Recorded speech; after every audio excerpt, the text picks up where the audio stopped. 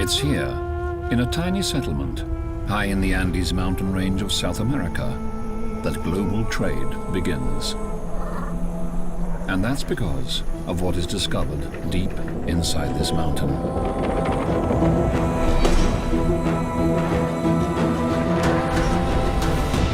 The purest silver the world has ever seen.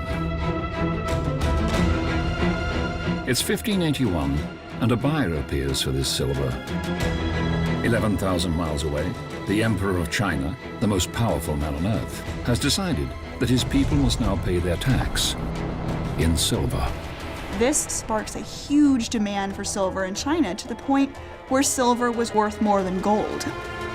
This series explores how the world is transformed when the King of Spain's silver meets the tax demands of the Emperor of China. It's a remarkable story that witnesses how China came to dominate at the dawn of world trade over 400 years ago. The first time the whole world was linked into one global network, and the most important element of this is silver.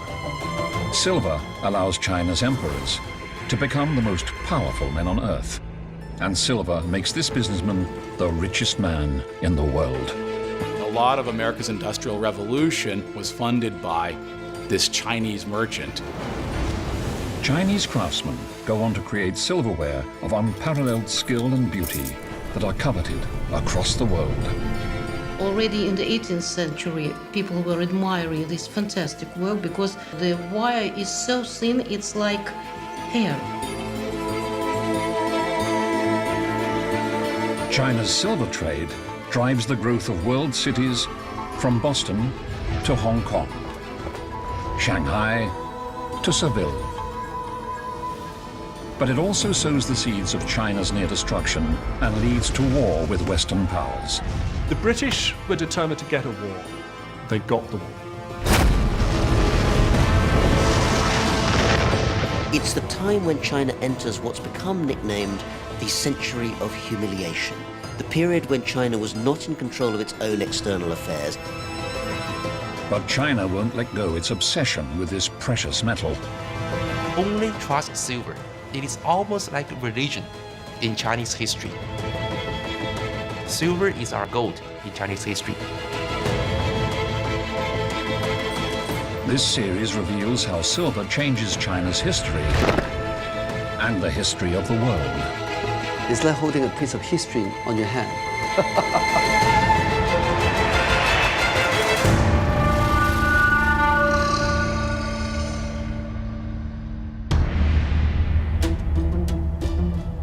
How China and silver will affect the rest of the world can be seen perhaps for the first time in July 1588, in one of the most dramatic moments in the history of Europe. On the north coast of Spain, King Philip II, protector of the Catholic faith, has gathered a mighty armada, 130 ships and 30,000 men, the vanguard of a holy war he's waging across Europe and Asia. Elizabeth I, Queen of England and ruler of the most powerful Protestant country in Europe, knows she is his target. If Philip II succeeds, he will overthrow her and make England Catholic again. But how can Philip put together such an armada? How can he afford it? The surprising answer is a decision made thousands of miles from Spain by another ruler, not about power or religion, but about tax. In 1581, 7 years before Philip unleashes his armada, the Emperor of China commands that his people must pay all their taxes in silver. Spain is the one country that can fully satisfy China's huge hunger for silver. The silver trade between Spain and China, we tend to think of European trade, particularly trade in bullion, as being something that Europe develops, that Europe pushes for, that Europe is the impetus behind. It's actually China. What we explore in this revelatory series is how through this one decision, a Ming emperor placed China at the heart of world trade. Globalization isn't a creation of the 21st century. China made it happen over 400 years ago.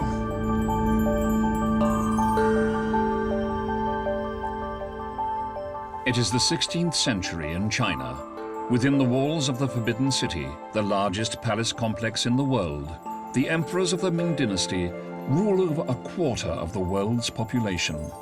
Since the travels of Marco Polo in the 13th century, the rest of the world has been dazzled by the scale and sophistication of China. Beijing was impressive. Large city, beautiful buildings, tight control of the emperor. So visitors to China of Ming Dynasty were very impressed. Oh, this country is much more advanced than Western Europe. And the Chinese think of themselves as the center of civilization, perfectly captured in a unique artifact. This is one of the most famous maps in history. It's called a map of the myriad countries of the world. It was drawn at the request of the Chinese emperor. At the very center, the mapmaker placed China, the hub of the world around which everything revolves. China, the Middle Kingdom. Ming Dynasty China, in terms of territory, was a very much larger country than national states that were coming up in Europe. The emperor was much more wealthy than the richest kings in Europe. They were never shaken to believe that China was the center of the world. But Ming emperors do have one weakness. Their power is built on sand. They are hamstrung by a tax system of extraordinary inefficiency and complexity. The government was actually founded on people performing service as a kind of taxation and delivery of taxes in kind. So you had to pay so much in terms of rice or silk or cotton. In the Ming Dynasty, they were master tax dodgers.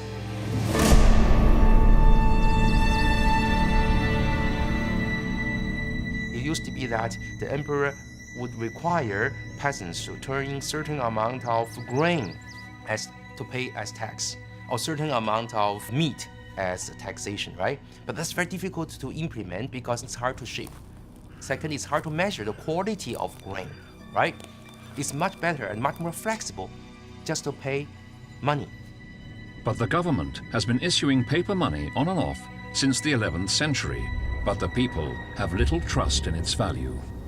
As we know historically, when the emperor or the authority begins to issue paper money, the temptation to issue a lot of paper money is too hard to resist. So when everybody has paper money, right, it becomes worthless. People in Chinese history have deep rooted idea that only trust metal.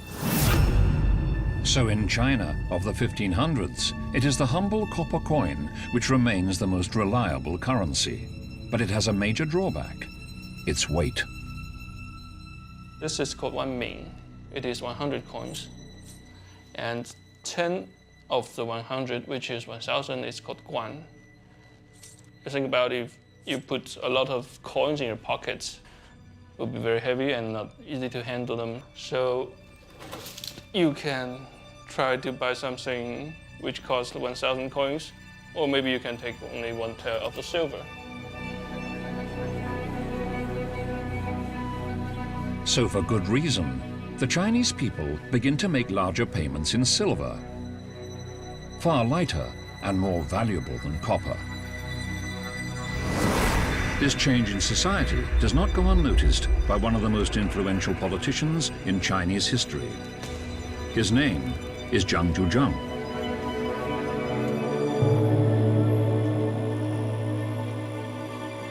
那么，但是呢，他在很年轻的时候，他对这个当时的中国的这样一个变化就很了解，所以当时就找到了，就是现在我们中国，发生了很多的变化，但是我们现在的制度有很多方面不适应这样一种变化。By the 1570s, Zhang Zhuzhang is the senior Grand Secretary to the Emperor. So you can imagine how powerful the person was. So this guy was in control of whole China, running day-to-day operations. He quickly realized that without taxation, without enough financial resources, the country cannot run.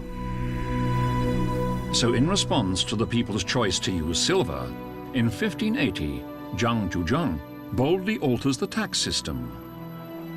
The single whip reform will forever alter the course of Chinese history.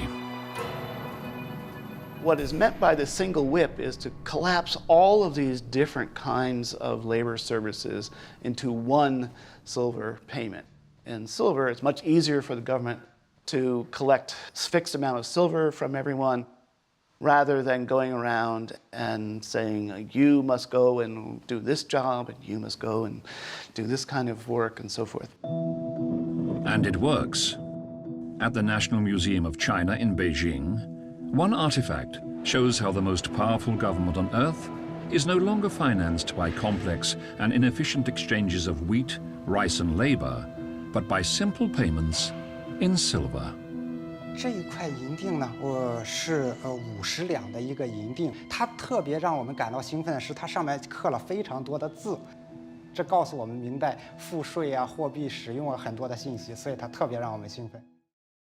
Discover the past with exclusive history documentaries and ad-free podcasts presented by world-renowned historians, all from History Hit. Watch them on your smart TV or on the go with your mobile device.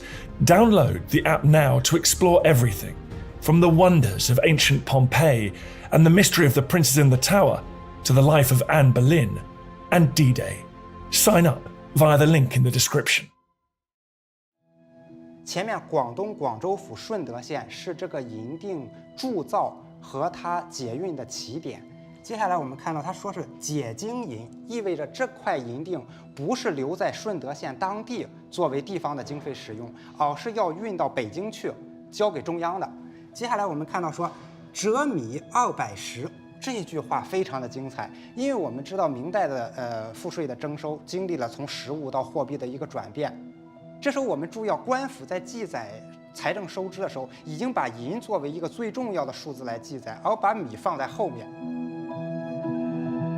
But with a population well over 100 million people now taxed in silver, China requires unprecedented amounts of this metal. With little silver of its own, China must look to the outside world for silver. What the single whip reform does is it forces China to be essentially at the mercy of foreign trade. They are essentially forced to import silver. This increases their trade with Japan. Japanese silver reserves were fairly quickly, not necessarily exhausted, but Japan was unable to meet China's demand. This single whip reform could look like a massive miscalculation by the Chinese emperor. Were it not for an amazing discovery 36 years before, and thousands of miles across the Pacific Ocean in one of the remotest corners of the rapidly expanding Spanish Empire. This is Potosi, 4,000 meters above sea level in what was then Peru. Today, 250,000 people live and work here. But in the early 1500s, there are just a few farmers grazing their llamas. One lost llama in the mountain leads to an astonishing discovery, a discovery that will make this corner of the New World a jewel in the crown of the Spanish Empire. La historia mitológica, la historia romántica, dice que Diego Hualpa, que era una persona natural de estos lugares, se encontraba caminando por el Cerro Rico de Potosí apacentando su rebaño. Pero ¿qué pasó? Se le perdió una de sus llamas y él tuvo que quedarse perdido en el cerro. Recurrió a la vieja práctica de hacer una fogata para mantener el calor corporal y gran fue su sorpresa. Al día siguiente la fogata organizó hilos de plata que empezaron a correr a lo largo de toda la montaña. The Spanish give the mountain the name by which it is still known today. Cerro Rico, rich mountain, a mountain of the purest silver the world has ever seen. In the 16th and 17th century, at least at certain times, it's estimated that 50% of all the silver produced in the world was coming out of Upper Peru, Potosi. It's amazing. So the Spaniards were very fortunate to discover the richest silver mines in the history of the world, and also in Mexico. but the big one was Potosi. The Potosi discovery unleashes a silver rush, its impact global and local. Cuando arranca la explotación en el Cerro Rico, no tenía iglesias, no tenía palacios, no tenía plazas, solamente era una yuxtaposición de diferentes caseríos. The population in 1545 was roughly 0, and 60 years later it was 160,000. So it was really a mind-boggling, probably the greatest boom city in the history of the world.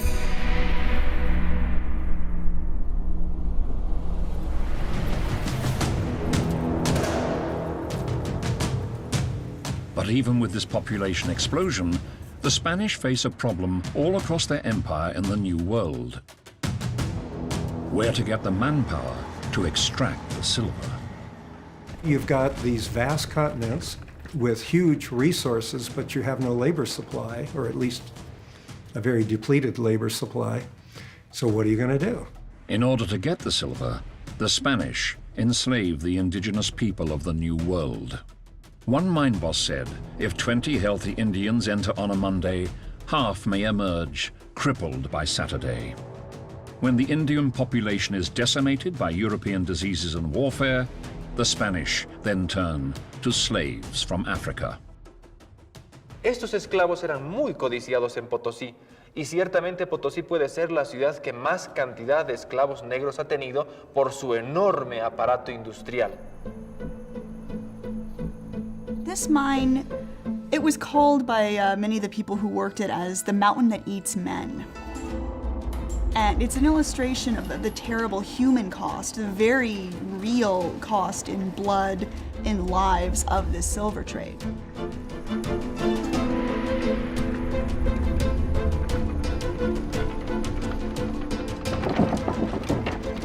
Even today, it is a dangerous place to work.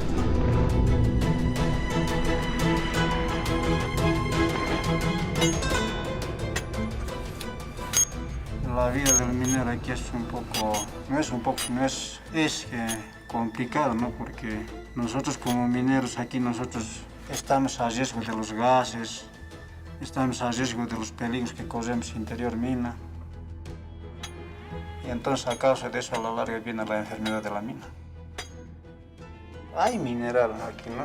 El problema es que de los riesgos que corremos, ¿no? Ya como más antes se ha informado que ha habido 2 compañeros que han estado atrapados, me parece que ni siquiera van a rescatar, entonces.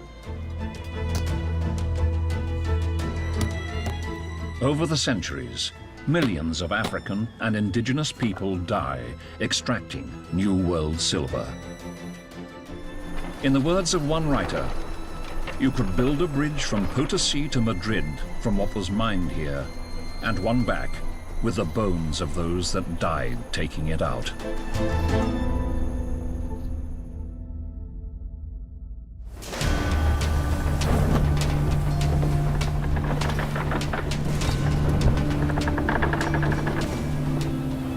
But once the silver was mined, the Spanish still had to find a market for it.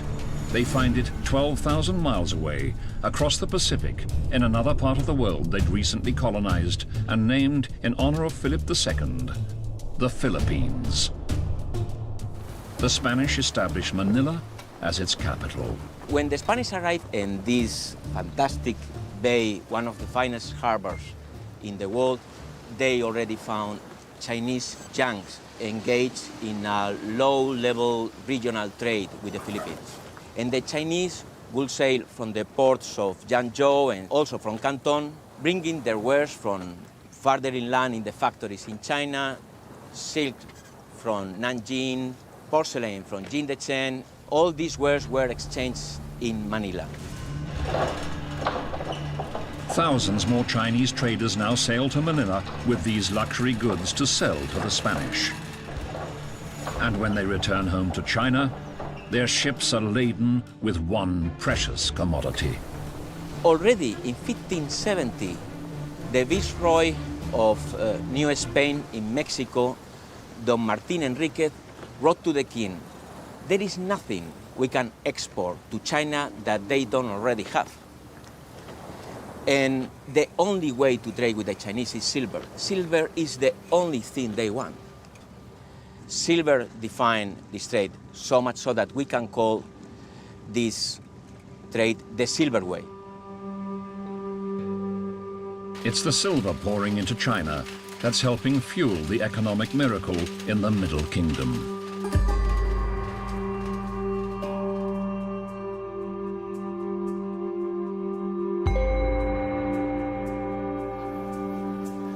China, that's the manufacturer of the world, dates from this time. They were manufacturing goods on spec for foreign buyers. These were things that were not made in China for Chinese use. They would be made for order for customers in Europe and Spanish America.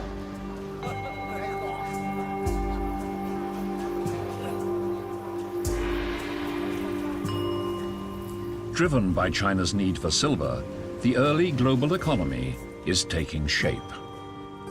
In 1573, a mint opens in Potosi that produces a silver coin that is at the heart of this early trade, and one that becomes the first global currency, the 8 real Spanish peso, better known as pieces of 8. La moneda española de 8 reales dinamizó por completo el concepto de una economía global y es notablemente aceptada en todos los rincones del planeta. Y por supuesto, esta moneda llegó también a los confines más remotos del cristianismo, a las fronteras del Imperio Chino, a las fronteras de la India. Global trade really started, in the 16th century. You can see the world to a certain degree was beginning to be connected as integrated whole. This is the first time the whole world was linked into one global network, and the most important element of this is silver. Manila becomes one of the most important global hubs in this silver circuit. Between 1572 and 1580, the number of Chinese junks sailing to Manila laden with silk and porcelain jumps by over 1,000%. To accommodate this increase in trade, the Spanish need to build boats on a scale and durability never attempted before. These were, of course, wooden sailing ships, built here in the Philippines for the most part, of tropical hardwoods. They were almost indestructible.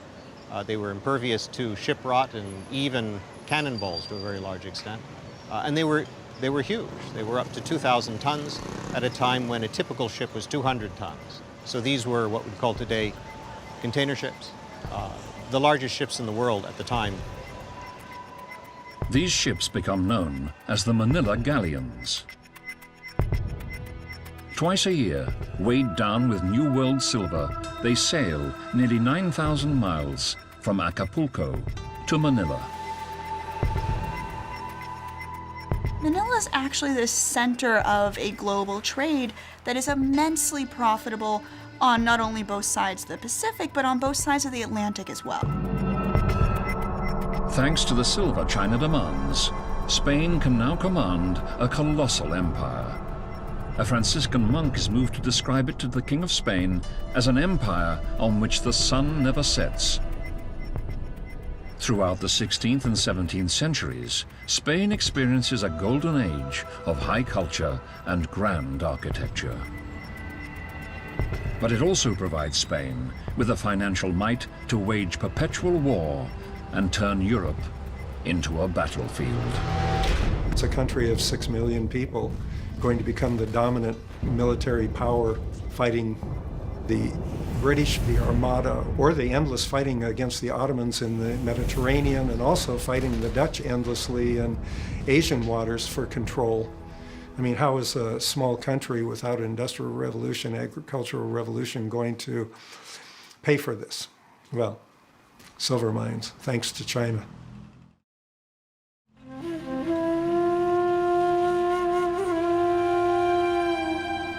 In Manila, the opportunities of the silver trade gives rise to something new.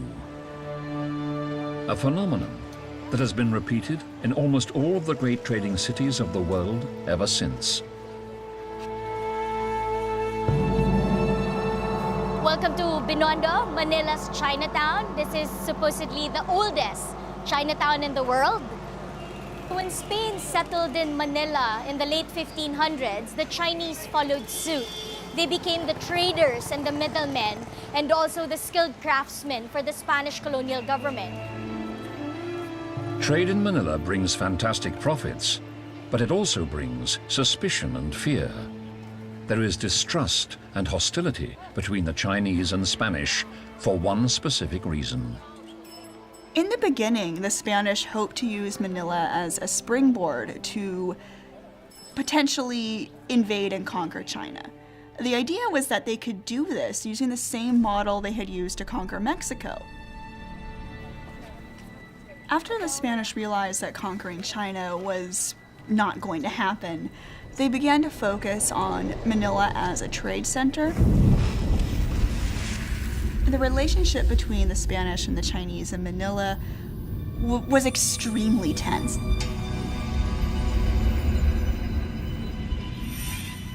In the early 1600s, the Chinese population in Manila massively outnumbers the Spanish. In a city that forms a crucial part of their empire, the Spanish start to behave as if they are under siege. In most early modern cities, fortifications like cannons, primitive artillery, these sorts of things are pointed outward. As time went on in Manila, these weapons began to be pointed inwards, so this is a situation that could at any moment escalate into violence. So this is intramuros. Intramuros literally means inside the walls. And these are the walls. These are the walls we're walking on. The Spanish part of the city was on this side of the walls. This is inside, and this is outside here.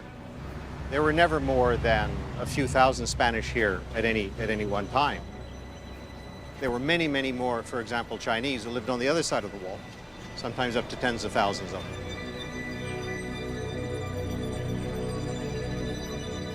There was always a love-hate relationship between the Chinese and the Spanish.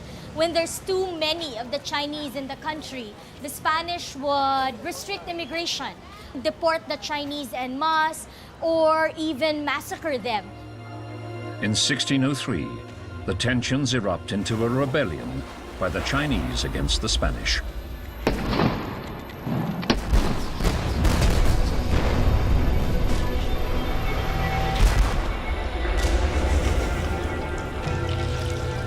This is a rebellion that went on for multiple days. There are multiple verifiable reports of the severed heads of both Chinese and Spanish being displayed throughout Manila on pikes, held in people's hands, essentially to intimidate. And when it was over 20,000 people had been killed.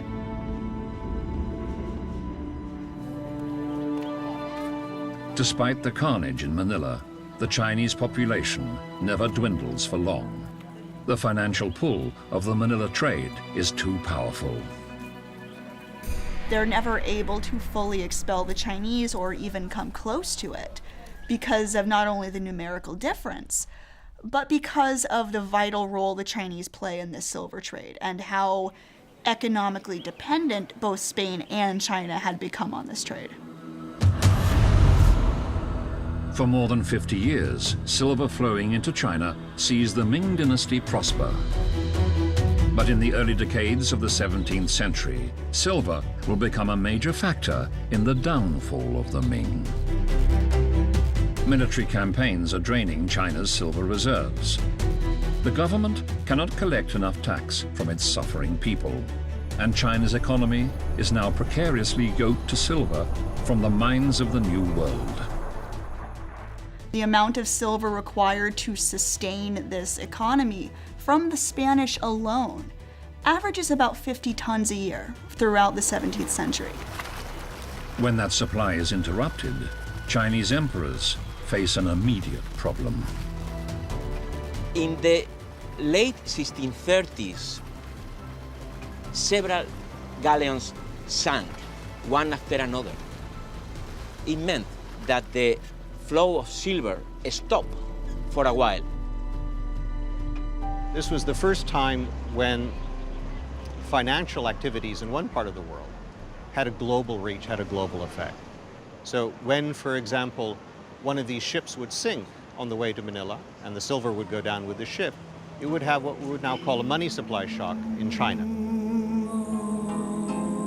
流入中国的白银数量有所减少，这其实使得整个明朝的那个官方的那个税收受到很大的影响。Silver had created an economic revolution in China, but now its scarcity causes catastrophe.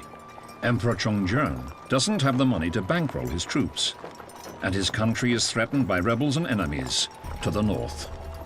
所以最后在西部在边疆的官兵其实是5个月都没有领到那个以白银计算的官饷了。而我们知道那个李自成所在的西北其实是一个没有被白银浸润的地区。And that, of course, is creating all kinds of discontent. Not being able to pay the soldiers has huge damaging impact on the morale and the possible rebellion.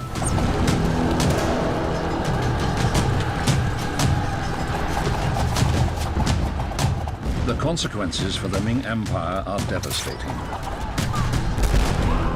In 1644, after 276 years of Ming rule, Beijing falls to a rebel army. Disgraced and in despair, Emperor Chongzhen walks to a small hill overlooking the Forbidden City and hangs himself. The man whose empire is tied to silver is undone for the lack of it.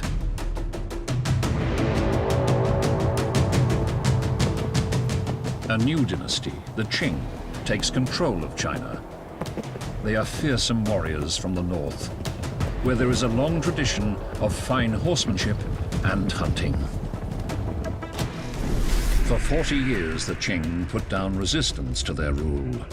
Only after then can the new emperor, Kangxi, devote time to what role China will play in the wider world. 康熙8年以后，亲政以后呢，那么逐渐的到他成人以后，就慢慢的在我们所在的这个乾清门的地方呢，来御门听政。在这个地方，经历了很多非常重要的事。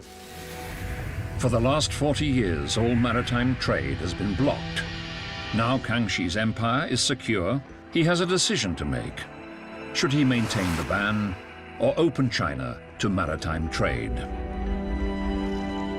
In 1684, Kangxi issues an edict to his people. I command you to go abroad and trade to show the populous and affluent nature of our rule. By imperial decree, I open the seas to trade. With China's coast now open, a vigorous trade develops, and the flow of silver resumes. Kangxi sets up custom houses at 4 major ports. Custom silver flows directly into his personal coffers. A period of peace and prosperity begins, unparalleled in Chinese history. 这些海关建立以后，当然同时，由于海外贸易的扩展，从海关进来的白银就也在增加，因为收的是海关的关税嘛。This is where Kangxi's edict has the greatest impact. Guangzhou, also known as Canton. Today, 10 miles east of Canton, vast container ships dock here at its port of Whampoa, round the clock, 365 days a year. Its location has made it one of the busiest waterways in the world. In the wake of Kangxi's edict, foreign ships laden with silver make their way to Canton up the estuary of the Pearl River. 佢必須要喺呢個位置，甚至較前嘅位置咧，係停下來，然後咧佢哋係換一個普通嘅商船，然將佢啲貨放喺普通嘅商船嗰度，然後先可以繼續航行。然後咧佢哋咧就會向前行啦。然後向行到某個景點嘅時候，某個地點嘅時候咧，就會有一個地方叫黃埔。佢哋喺我度咧，皇帝咧喺黃埔咧，喺整咗個關，即係個海關。佢哋喺黃埔咧要交去報佢哋帶嘅貨啦，然後咧就要交稅。The leading maritime powers of the world all come to Canton. British, Dutch, French, Danish and Swedish merchants all set up shop in this Chinese port. So this is an incredibly elaborate set of 18 panels of Chinese export wallpaper with many different scenes of daily life in Guangzhou. We see small shops that are selling local fare. We see craftsmen creating things, people at leisure. You can see the bustle of commerce on the river, and indeed there are views of the river where you can virtually not see the water. There are so many of these small sampan boats in which many Chinese were living as well as transporting. This trade is only good news for China, who levy tax on the goods and silver arriving in Canton.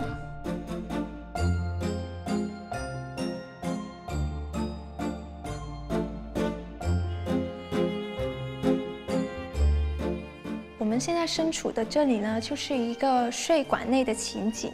这两位呢，就是税官，他们在清点扩银，而他们身前的天皮呢，就是用来称量各个国家不同银元的一个重量以及纯度的。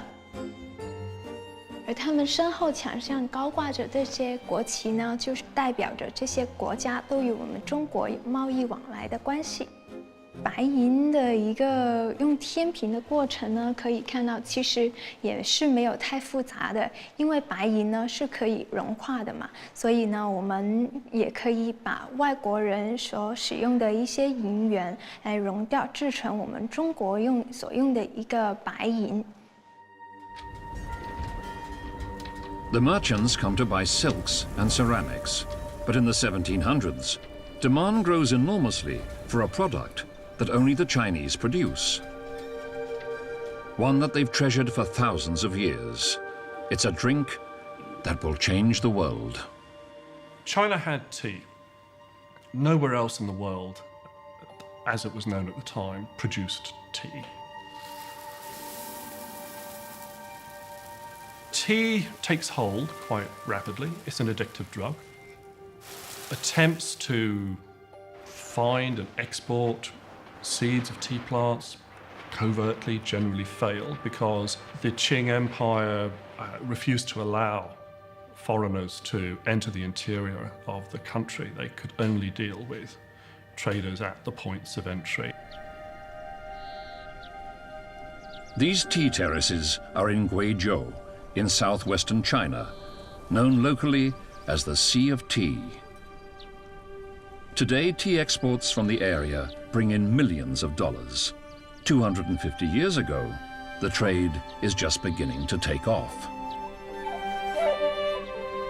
在18世纪的时候，外国人开始喝中国茶。欧洲人喝茶，应该说最显著的就是英国人。英国人是最爱喝茶的，而且英国人最早喝的是，英国人我们今天都知道最爱喝的是红茶。In the 17th century, it's Catherine of Braganza, wife of Charles II, who makes tea popular in the royal court in London. And where the royals lead, the rest of the nation follows. The more demand grows, the more China benefits, and it's a trade that guarantees return business. Tea, the caffeine itself, that you and I are addicted to, that caused the return, that resulted in the return of traders from the Western world to China, to Canton, asking for more year after year. The tea trade becomes one of the largest trades in the world. The holds of merchant ships are packed with tea crates. But it also travels overland to another great empire on China's northern border, Russia. 俄罗斯人开始喝茶，大概是在17也是开始从17世纪到18世纪的时候比较多，跟西欧是差不多是同步的。那么他们总共是通过一条叫陆上茶叶之路，或者我们今天把它叫做万里茶道，进口中国的茶叶。Caravans of camels make the long and dangerous journey along the tea road, which stretches over 2,000 miles from the plantations of eastern China across the vast Mongolian steppes and ends in the great Russian city of St. Petersburg. It's an exchange of Chinese luxury goods and tea for Russian furs and, of course, silver.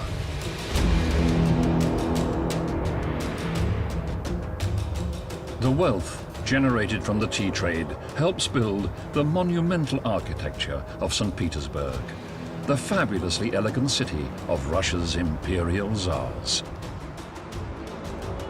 This trade was very important, not only because it brought taxes to Russian state, but because of this trade, new generation of merchants have appeared in Russia, and they were eager to invest their fortunes in different spheres of life. So a lot of spheres of the Russian life, economic and cultural, were flourishing due to the money that were initially gained by the trade, by the tea trade. Like oil in the 20th century, tea becomes one of the most valuable traded commodities throughout the 18th century world. It generates huge revenues, and the wealth has a transformative effect across China. By the middle of the 18th century, China's population has doubled and is on its way to tripling, an increase virtually unprecedented in the history of the modern world. China's growing population needs to be housed, and its wealthy emperors want ever more lavish palaces. So the demand for timber increases massively. Buying the wood in ever greater volume forces merchants to travel deeper and deeper into China's interior. Many come here to the densely forested hills of southeast Guizhou to trade with one previously self-reliant community called the Miao.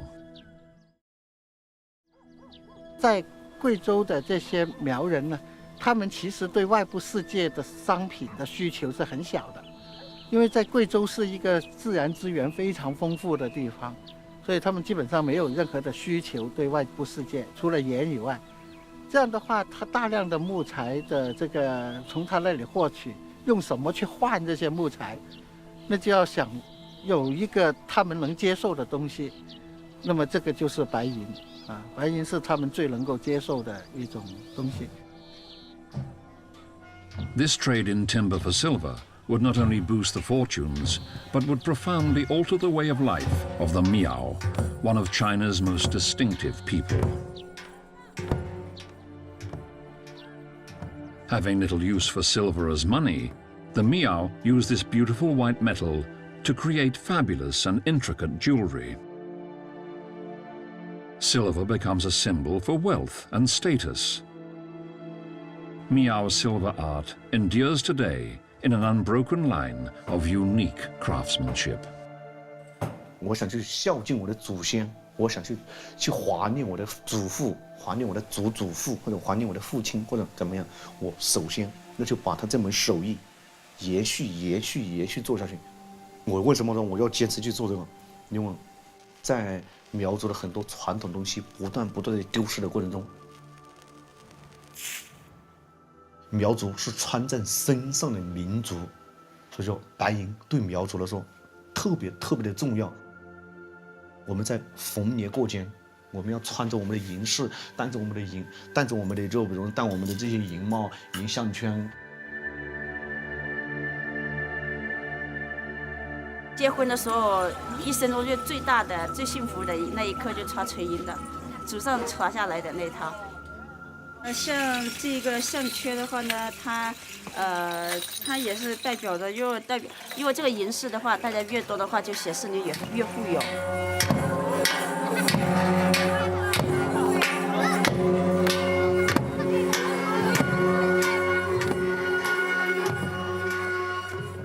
就是我外婆留给我妈妈的，然后我妈妈又传给我的，以后我又传给我女儿。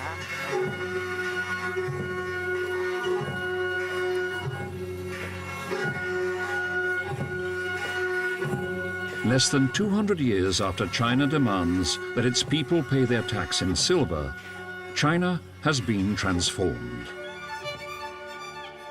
Increased wealth and unstoppable foreign trade has also created a more material mindset in China.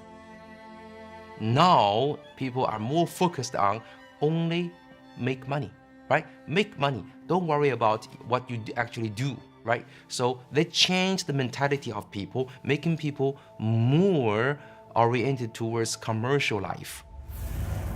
Trade is bringing in silver, but it also heralds the arrival of ambitious foreigners who are becoming a permanent feature in the daily life of the coastal ports of China. And by the middle of the 18th century, that, for the young Emperor Qianlong, is becoming a greater and greater problem. European merchants trigger a constant stream of trade disputes and complaints. Their sailors are quarrelsome, rowdy, and drunk. Western traders considered themselves gentlemen. They came from advanced, enlightened societies. Qing officials and others would increasingly come to regard them as uncouth barbarians. In 1757, worried by the disputes and disorder, the Emperor Qianlong takes drastic action. With the exception of one port, Canton, the Chinese coast will no longer be open to Western trade. 清政府要控制洋商呢，是因为呢，他怕清政府那时候的一个政权的一个不稳定，所以呢，他就怕一些外来的一个威胁，所以呢，他就怕要控制洋商来保证他们的一个清政府的一个统治。Emperor Qianlong can use the very river that brings the foreign ships to Canton to his advantage. The Pearl River is the only route into the city, and at the Boca Tigris, the mouth of the Tiger, where the river narrows, it is decreed that merchant ships can go no further. This keeps foreigners at arm's length, and previous restrictions are now enforced more strictly. 佢唔可以喺廣州咧，喺逗留過冬天嘅。佢需要喺冬天之前離開廣州。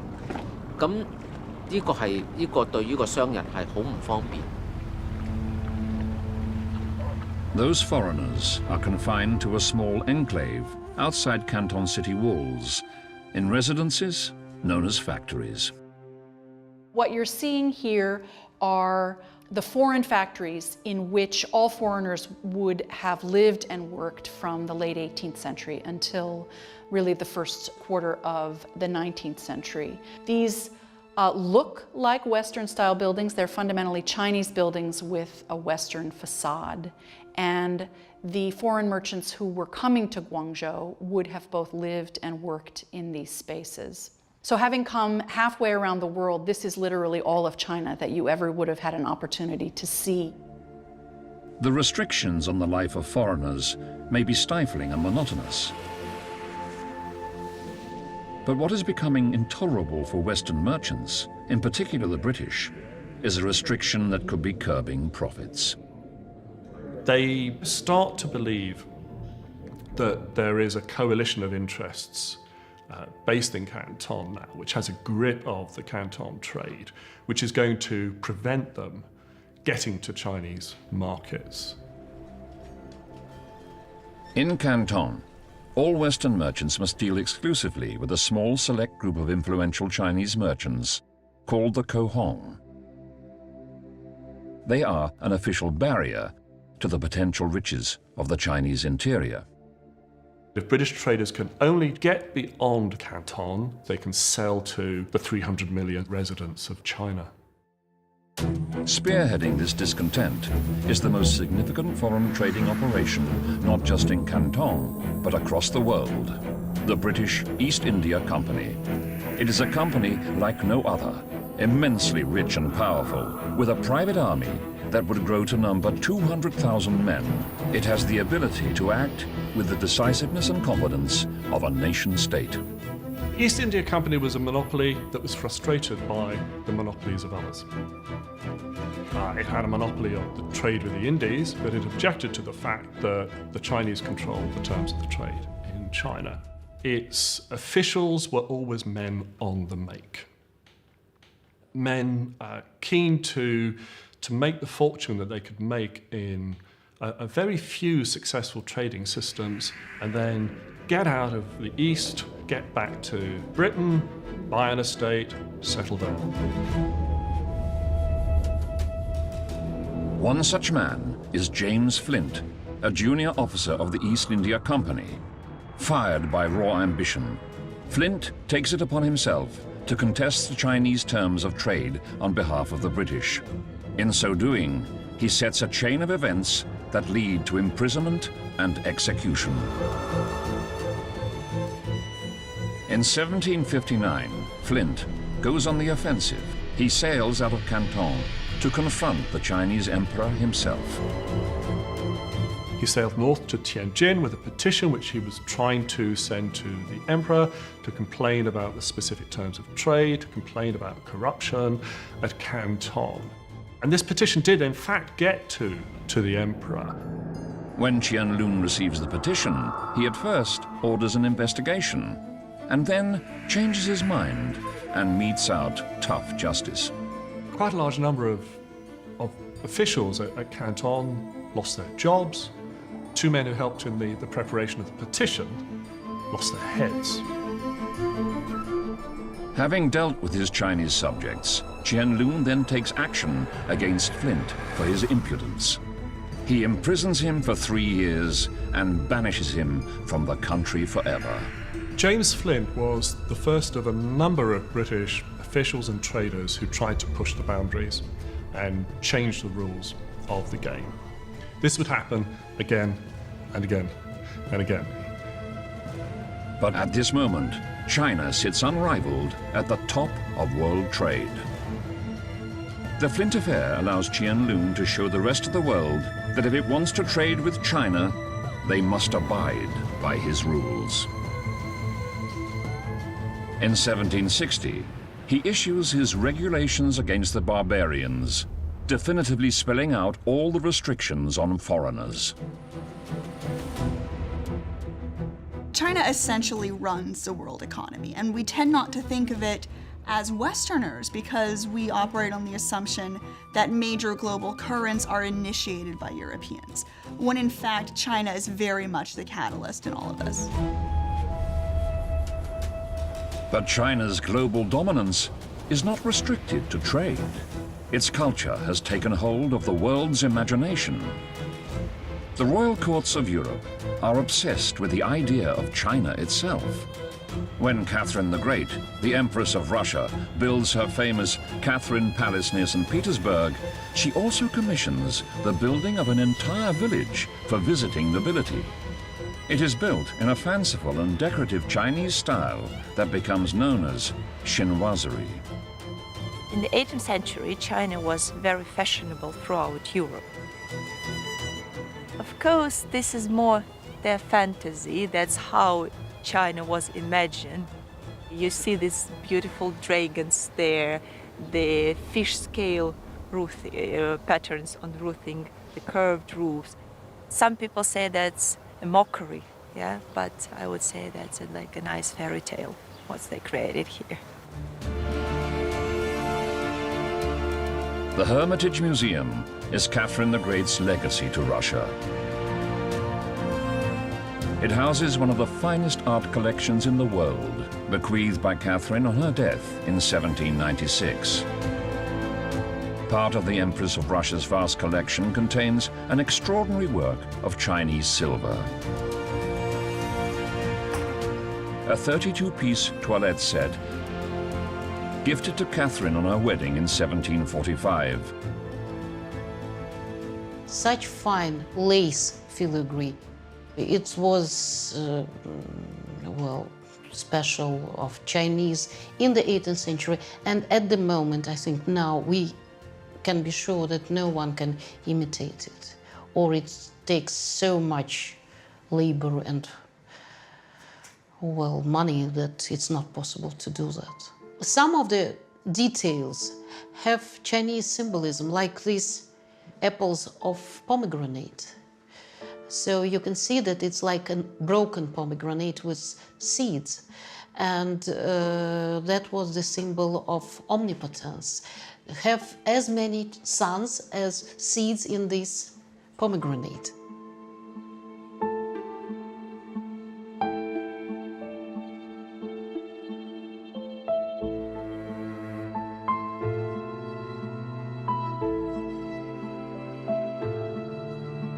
The wire is so thin, it's like hair. And you see that possibly this crab was used for lipstick or for rouge or for, well, for some cosmetics. This mirror is adorned with more than 400 diamonds. This mirror, you can see the shape is typically Chinese. It's decorated with dragons, Chinese dragons, and of course, well, you smile looking at it because they are all shiny and beautiful and again show the richness and the wealth of Russian court and of Catherine the Great. As the 18th century draws to a close, China is at the height of its powers. It remains the Middle Kingdom, the axis of civilization and world trade. In 200 years, silver has led to an economic miracle, making China an even greater engine of global growth. The world is clamoring for its exquisite crafts and its tea, and the Middle Kingdom has never reigned over so much territory. The Qing dynasty appears to be invulnerable.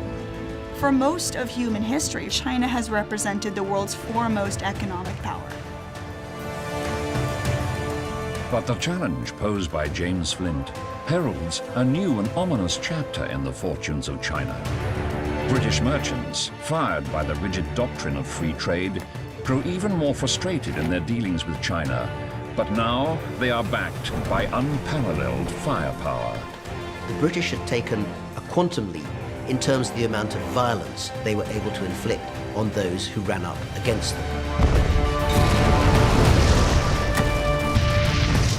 Because of silver, China has no choice but to confront this seismic force, and that will lead to war and national shame. It marks the beginning of a period that shapes Chinese thinking even today in the early 21st century. It's the time when China enters what's become nicknamed the century of humiliation.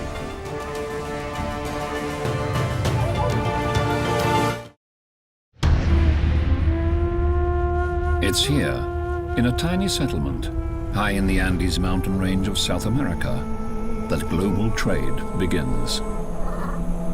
And that's because of what is discovered deep inside this mountain.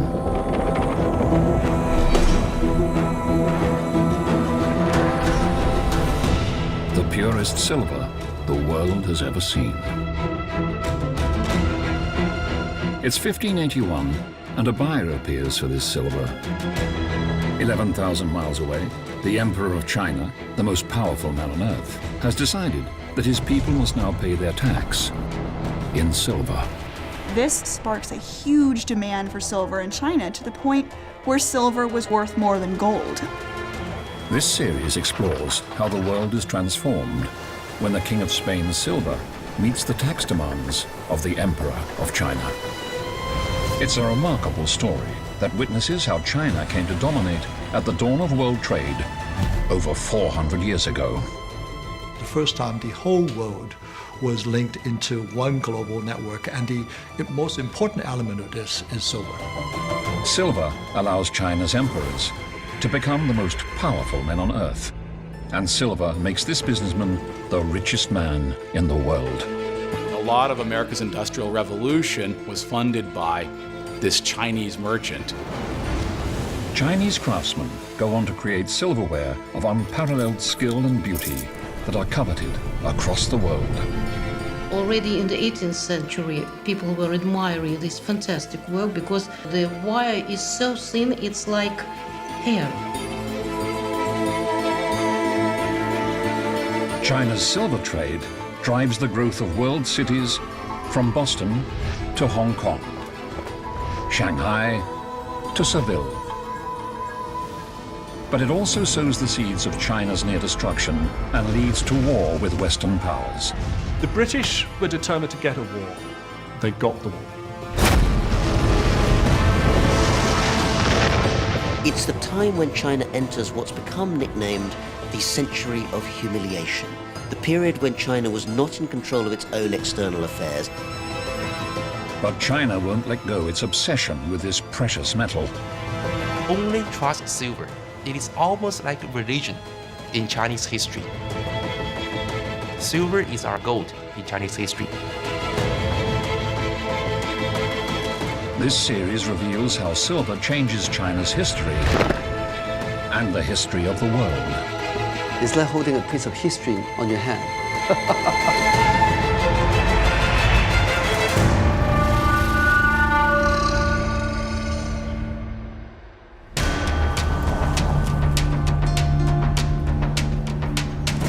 The skyline of Shanghai is one of the defining views of modern China.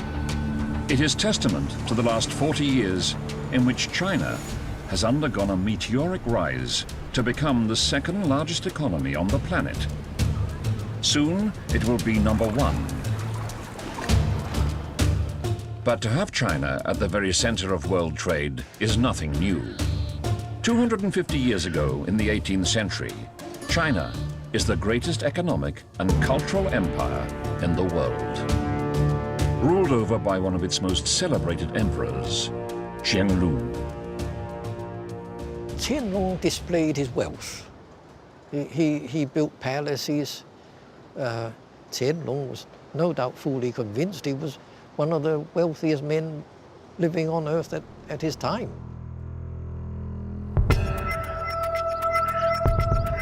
China occupies this position of dominance in global trade because all the world loves China's porcelain and silks.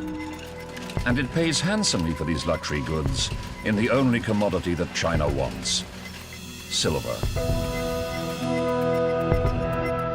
China has been deeply dependent on silver ever since the 16th century, when the emperor decides to tax his people in silver. But China has little silver of its own, so must import it. This appears to be the perfect combination of supply and demand, particularly at the end of the 18th century, because of a unique commodity China controls, and one that the rest of the world demands above all else. China had tea. Nowhere else in the world, as it was known at the time, produced tea. Tea takes hold quite rapidly. It's an addictive drug. Britain imports more tea from China than any other European country. 80% of all tea exports from the port of Canton are shipped to Britain, and the right to import all this tea is held by one remarkable organization, the British East India Company. They were much more than the name suggests, not just a company, but actually a whole semi-governmental organization in their own right. By the end of the 18th century, the East India Company boasts a private army of almost 90,000 men, as well as a fleet of heavily gunned warships. It has taken control over a large part of India at the expense of the Mughal emperors. But despite the colossal business in tea, there is a big problem at the heart of all Britain's trade with China. British merchants needed to try and find goods which would sell. They had cottons, they had wools, they tried everything they could, but it was very difficult to find a good which would significantly take in a Chinese market. The demand for tea is so great that the British have no choice but to comply with China. Silver was being essentially leaked out of the coffers of the East India Company as it sought to find products that it could trade successfully with China. So the advantage was essentially with China at that stage. The East India Company convinces the British government to act. In 1792, Britain launches an enormous trade mission to China. It's a massive undertaking. At its head is the statesman and diplomat Lord George Macartney. Macartney is expected to hammer out better terms of trade with the most powerful nation on earth. The British Library holds the letter from the Home Secretary that spells out the main problem Macartney has to solve. You should fairly state, after repeating the general assurances of His Majesty's friendly and pacific inclinations towards the Emperor, and his mutual benefits to be derived from a trade between the two nations, in the course of which we receive, besides other articles, to the amount of 20 millions of pounds weight of a Chinese herb. So instead of paying for all this tea with silver bullion, the British must persuade Emperor Qianlong to buy British goods in return. But British ambitions extend way beyond increased sales. Macartney is told he must convince the Emperor to provide the British with a trading base, a piece of China itself. We wish to obtain a grant of a small tract of ground or detached island. We desire neither fortification nor defense, but only the protection of the Chinese government for our merchants and or their agents in trading or traveling through the country. They were quite optimistic when they sent this embassy off that they might achieve something of the sort. There is good reason for British optimism. It is the first nation in the world to industrialize, and as a result, its military and economic power is growing. Britain considers itself an equal to any nation in the world, even China. In September 1792, Lord Macartney, along with 700 soldiers and servants, departs for China on a flotilla of 3 ships. They sail with interpreters, musicians, they sail with a band, they have a large number of very ornate presents, sing-songs, musical clocks, all sorts of things for the emperor. But they have a clear target in terms of their requests. And at the heart of it, they want the British state to be recognized by the Chinese, a permanent embassy to be allowed to reside at the court in Beijing. When Lord Macartney arrives in China in July 1793, he's expecting to meet the emperor, but the emperor is nowhere to be seen at the Forbidden City. Qianlong has moved his court 200 miles north beyond China's Great Wall to his summer residence at Chengde. After almost a year since he set sail from England, Macartney still must wait before being allowed to meet with the most powerful man on earth. The Qianlong Emperor has at this point been on the throne for nearly 50 years. He's in his 80s. He is one of the greatest emperors in Chinese history from start to finish. He's been expanding China into Central Asia, tremendously successful wars. So he is extremely proud of his own achievements.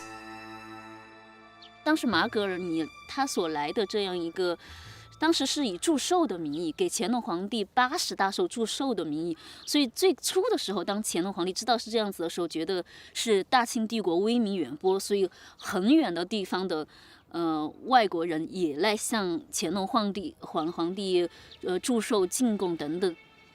Macartney is asked to join the queue of ambassadors from the distant borders of Qianlong's vast empire. Qianlong receives tribute from each ambassador in turn, not in a palace, but in a tent.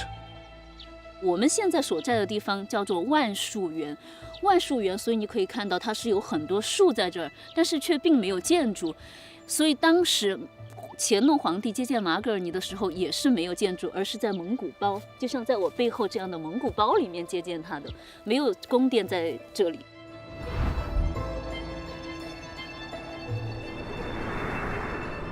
On meeting Qianlong, all ambassadors are expected to kneel and press their head 9 times to the floor. Macartney, however, refuses. So instead of performing the traditional kowtow, he drops on one knee before presenting his gifts. So this is one of a large set of sketches by William Alexander, who was the junior artist for the embassy. And one of the things he drew was this planetarium, which was the grandest and most spectacular gift, because they had thought from reading the Jesuit missionary accounts of China that the Chinese court was exceptionally interested in astronomy. But the most significant gift is a solid gold box encrusted with diamonds, containing a letter from the British King George III, laying out his hopes for the trade mission. 所有的前期的准备就为了这一刻，但是据说乾隆皇帝那么看都没有看，就是把这个盒子就放在一边了，因为当时因为双方的目的不一样，那么乾隆皇帝觉得你是来祝寿的，那么你见了我的见到我一眼，那这就是我的一个开恩了，你的目的就已经达到了。But before McCartney and his retinue are ushered out, Qianlong indulges in some polite conversation that throws the spotlight on the precocious young son of the British vice envoy, who on the long voyage has learned Mandarin. 当时见了乾隆皇帝的时候，乾隆皇帝也问你们中间有谁可以讲中文的吗？然后这个小男孩就被推举出来了，然后乾隆皇帝就让他过来，在乾隆皇帝的身边，然后跟他交流了几句，然后乾隆皇帝觉得很喜欢这个小孩子，并且还把自己身上的一个荷包解下来送给这个小男孩了。But this charming coda to the embassy has little bearing on the outcome. The letter from George III to Qianlong is translated, and the Chinese emperor's reply is extremely dismissive. And there's a sentence which is tremendously famous. The productions of our empire are manifold and in great abundance, nor do we stand in the least need of the produce of other countries. The embassy is a complete and utter failure. The Qing are not ready to accord these Britons the status of equals. The Qianlong Emperor is not just emperor of the Qing Empire, he is the son of heaven. This King George III, who Macartney represents, is in fact, within Qianlong's vision of the world, a subordinate king. Unfortunately, emperors of Qing dynasty later on became too confident. Qianlong thought, as many great emperors in Chinese history, that he was the king, he was the emperor of the whole world. Qianlong rejects all of the British requests. Worse still, he issues a stark warning to George III that he will use force if British ships try and trade anywhere other than Canton, the one port in China open to them. The mission is effectively packed off back to where it came from. It goes back overland, and Qianlong issues instructions that all the way south, Qing military units are to assemble in view of the embassy to impress upon the British that the Qing has great military strength and could deal with them. So I think everybody who looks at this now realizes that the Qianlong Emperor and his senior advisors, these people were not stupid. They had a very limited knowledge of what was going on in European politics at this time, but they were canny political operators, and that they were aware that the British had a heavily armed warship on the coast, and that they wanted to refuse the unacceptable requests of the British and get rid of them without causing trouble. Qianlong has maintained the status quo. His show of strength is designed to deter British aggression, and for now, he's come out on top. Macartney returns home empty-handed and belittled. Back in Britain, The public now view China as despotic and backward, and its ruler disparaged and mocked in popular cartoons. There's a big shift from enthusiastic sinophilia, one might say, intellectually, a love or an interest in China, an appreciation of what seems to be an idealized China, to first-hand reports from Britons who've been there who say, it's nothing like that at all. In fact, as McCartney put it, it's an old first-rate man of war. It's heading for the breaker's yard. And if we can help it along, that will change things. Despite being stung by Qianlong's rebuttal, Britain has no option but to accept the terms of trade laid down by China. And at the dawn of the 19th century, there are still vast fortunes to be made from China in the most vital trade hub on the planet, Canton. All the tea in China, along with its silks and porcelains, are shipped out of Canton, and into Canton flows the world's silver to pay for these goods. 呢一條嘅珠江嘅航道咧，就係當日中國吸納外面嘅白銀嘅最主要嘅，亦都唯一合法嘅航道。咁所以呢一個咧係個白銀嗰個嘅航道嚟嘅。Trade with the West makes Canton, this small and remote part of China's massive empire, one of the wealthiest and most cosmopolitan cities in the world. This is the golden age of Canton. It was the nexus of global trade. You have people wearing different costumes, speaking different languages, dealing with goods from all over the world. Of course, some of them are more prominent than others, tea, silver, but it was actually quite a vibrant city that people would flock to because that was where they could pursue their business. Canton is not only where goods are exchanged, but where they are made. This city becomes a workshop of the world, where thousands of low-paid but highly skilled craftsmen are producing Chinese goods adapted for lucrative foreign markets.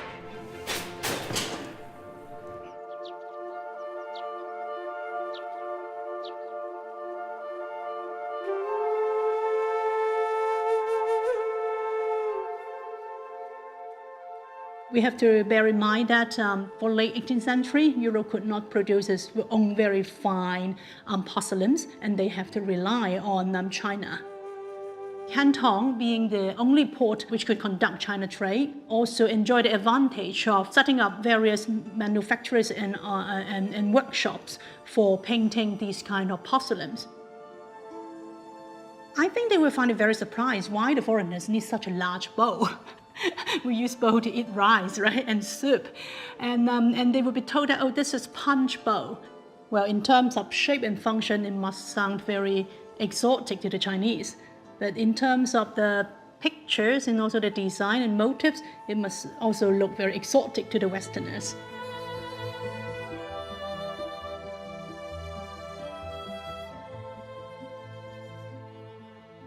Canton is also home to a developing craft that will also take deep root abroad. Thousands of workshops are mass-producing silverware for foreign markets and for foreign tastes. This is a period of time when virtually no one had a clear sense of what China looked like, and there was tremendous interest, fascination in Cathay, in this land that almost no one had seen. These are not depictions of China per se. They're mythical landscapes with mythical beasts. There are quite a lot of pagodas, boats, beautiful flowers, prunus, this fantastical dragon handle, something that would never be on a piece of London or Philadelphia silver. And that really is proclaiming this as something that was made in China by Chinese silversmiths. Those Cantonese silversmiths are mass-producing highly crafted silverware, but they're also imitating and undercutting Western silversmiths. You could have a Chinese silversmith make a spoon that was virtually identical to your familiar 19th century flatware for a fraction of the cost. You can see that these are virtually indistinguishable, both spoons made in the 1830s, and one made in Scotland, in Edinburgh, and one made in Guangzhou, but virtually indistinguishable. The silver itself would have presumably been the same price, but the labor was infinitely less expensive. We think about the mass production of goods in the 21st century and the fact that so many of these things are easily, are so inexpensive, and indeed, to some extent, the same thing is happening in the 21st century as was in the 19th. Canton is dynamic. It's a hive of industry and commerce. And it's one of the vital crucibles where modern international trade is born. But it presents challenges to Western merchants.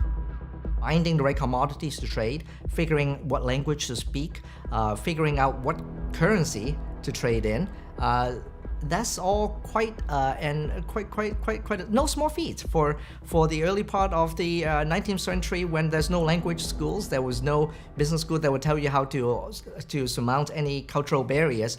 That was the world that I think is even more, in many ways, more fascinating than the world we live in today. Historic Canton is now buried deep under an immense skyline of concrete and steel. But in the heart of London, this gallery has a series of remarkable paintings that capture how strictly controlled life was in Canton for Western merchants. So they were restricted to this very small strip of riverside, only about 300 meters long. There wasn't much they could do for exercise. You can see, if you look carefully in this picture, there's 4 little Westerners rowing along. But apart from that, there were the occasional trips to the flower gardens or the temples across the river. Otherwise, they were stuck here. This small section outside the city walls of Canton becomes known as the 13 Factories. The buildings don't look particularly Chinese because the Westerners were allowed to adapt, certainly the facades and to some extent the interiors, to suit themselves. You'll look at the garden on the right-hand side in front of the British factory, and the Cantonese authorities were very suspicious of this garden because it suggested to them that the British were here to stay. A garden means a settlement, possibly the first step towards a colony. So there was a lot of aggravation over that. There are also heavy restrictions on the social life of the merchants. They are forbidden to learn Chinese, discouraged from mixing with Chinese people, and all women, even wives, are banned. 喺中國嘅朝廷嚟講咧，呢個係好合理嘅，因為咧中國人見到外國人咧已經係覺得係好驚奇，會係有，但係再見埋咧外國嘅婦女喺條街度出現咧，會引起轟動。Foreign merchants can make their fortune in China, so the heavy restrictions are worth enduring. They make the best of their sometimes tedious lives in what becomes known as the Golden Ghetto. We know that they drank well and ate well, that insofar as they could, they sampled and enjoyed all of the joys of Chinese leisure life, whether it's brothel boats, high-class brothel boats. They were invited by their merchant friends and collaborators to parties. So in one sense, the merchants had very little to complain about. Writing of his time in Canton in the 1830s, an American diplomat, Gideon Nye, describes a party that includes one of Canton's most prominent British merchants. Then was seen what had never been seen at Canton before. Mr. Jardine himself and Mr. Wetmore attempting a waltz to a simple Negro melody. But by far the most serious restriction is the Emperor's ruling that these foreign merchants in Canton must conduct their business through a small select group of powerful Chinese merchants known as the Cohong. If you were a foreign trader in Canton, you couldn't just trade with anybody. You were required by the Qing dynasty to work with one of, 8 to 12 men, the Hong merchants, who were charged with this amazing task of handling the entire international trade of the Chinese empire. Well, of those 10 or 12 merchants, really one separated himself from all the others. This merchant is one of the most remarkable men in Chinese history. Born in the same year as Napoleon Bonaparte and the Duke of Wellington, this Chinese merchant prospers during a time of great global change and increasing trade to become, it's said, the richest man in the world. His name is Hao Kwa.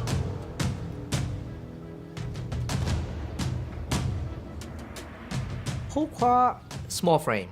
This is a guy who doesn't look as rich as he really was. He was an enterprising and daring business person at the port of Canton in the early part of the 19th century. When you have linguistic barriers, he maneuvered the turbulent waters of global finance and global trade in a very careful yet bold manner. Hao Kwa establishes himself from selling vast quantities of tea to the British, allowing him to amass a fortune in silver that would be valued at more than $1 billion today, said to be greater than the Rothschild family in Europe at that time. Well, how did they amass such a huge fortune? That was through years of business, primarily with the East India Company, because the return profit was just enormous and it was reliable. It was annual. Where did the silver go? Well, Hao Kwa had, of course, his vault where he would hold his silver. There's a funny story that during the 1822 fire, as Canton burned down, witnesses identified rivers of silver flowing out of these vaults as all the silver was melting into liquid.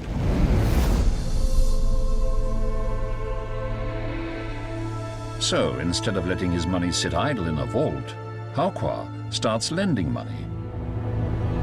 £10 million to the British East India Company, and then to his fellow Canton merchants. He didn't feel secure with all his silver sitting in a vault in Canton. He was afraid that at any time a avaricious official might find a way to take it from him. So he wished to invest his money elsewhere to keep it safe. He made money with money.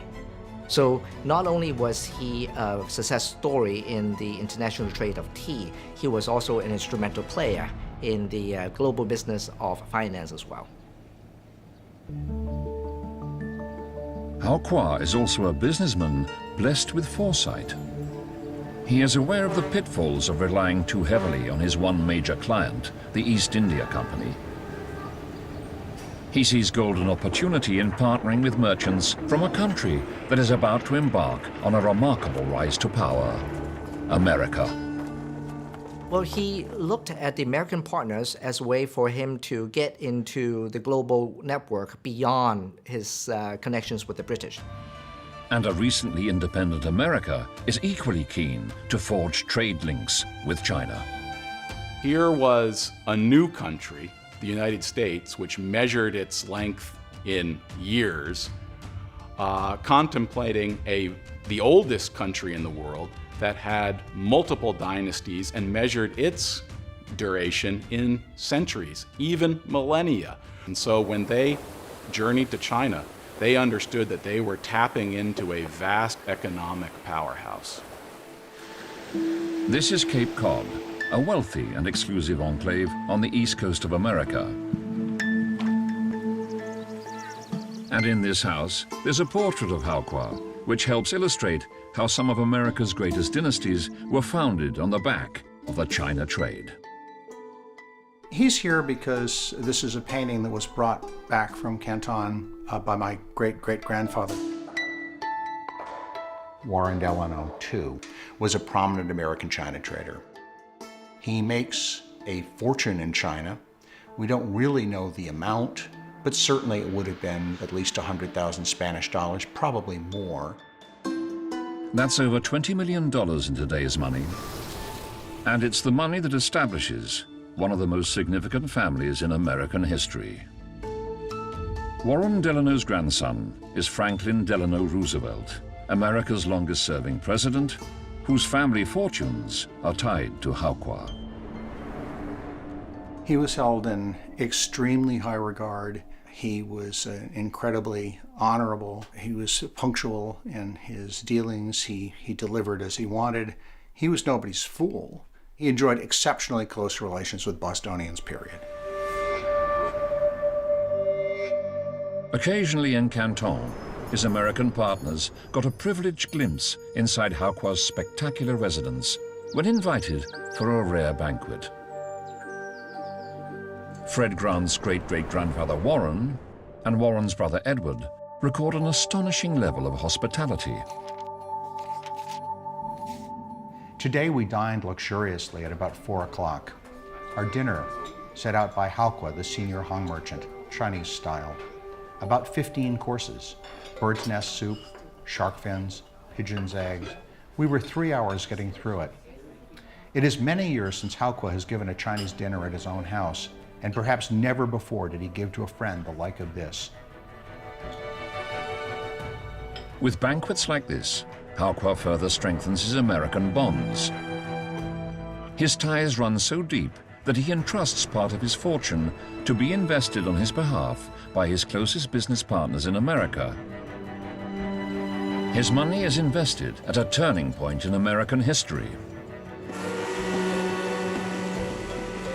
You could argue that Haokua helped build America. He invests his money in American railroads and American factories and American coal mines, thus leading to the development of the United States. And so a lot of America's Industrial Revolution was funded by this Chinese merchant who lived in Canton in the early part of the 19th century. Today, there's much fear about Chinese investment.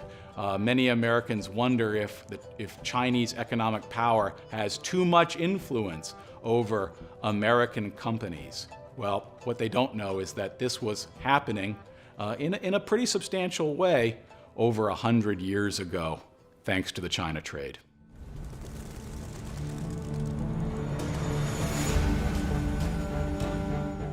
Despite the wealth it's creating, the Americans encounter the same problem with the China trade as all Western merchants before them. They struggle to find anything the Chinese want to buy.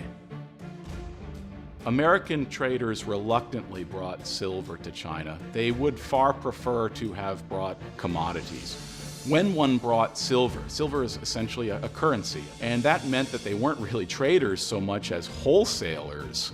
Initially, they tried ginseng. That was good for a season or two. Then efforts were made to bring furs from the Pacific Northwest. That lasted a few more seasons, but what they found over time was that silver was the magic ingredient. More than ever before, at the beginning of the 19th century, Western merchants desperately need a product to sell to China instead of silver. They do find a product that they are confident will take hold. Like tea, it's plant-based. But what Western merchants are preparing to flood the Chinese market with is a powerfully addictive and illegal drug: opium. It's a shocking decision then, and now, and one that alters the history of the world. The opium trade has a profound impact on the Chinese economy, on the Chinese government, on Chinese society, and Chinese individuals. It's a winner for foreign traders. It has a devastating impact on Qing China. Smoking opium has been banned in China since 1813, but the trade not only continues, it increases dramatically. In 1767, 1,000 chests of opium are imported from India. By 1838, it's 40,000. Might find officials, the highest officials at court, who took a bit of opium to basically relax. You would find middle-class scholars whiling away their time by smoking opium pipes, perhaps in a dedicated opium parlor, or indeed men working in back-breaking labor who would take opium to try and ease the pain in their muscles. The principal players in this illegal trade are the British, who are cultivating huge amounts of opium in Bengal in India, the jewel in the crown of their growing empire. At last, Britain has a product other than silver that the Chinese crave. But this is not good for China's vital silver reserves. By the mid-19th century, silver was being drained from China to pay for this incoming opium, and the British were doing very well out of it. Two ambitious Scotsmen make a killing from selling opium.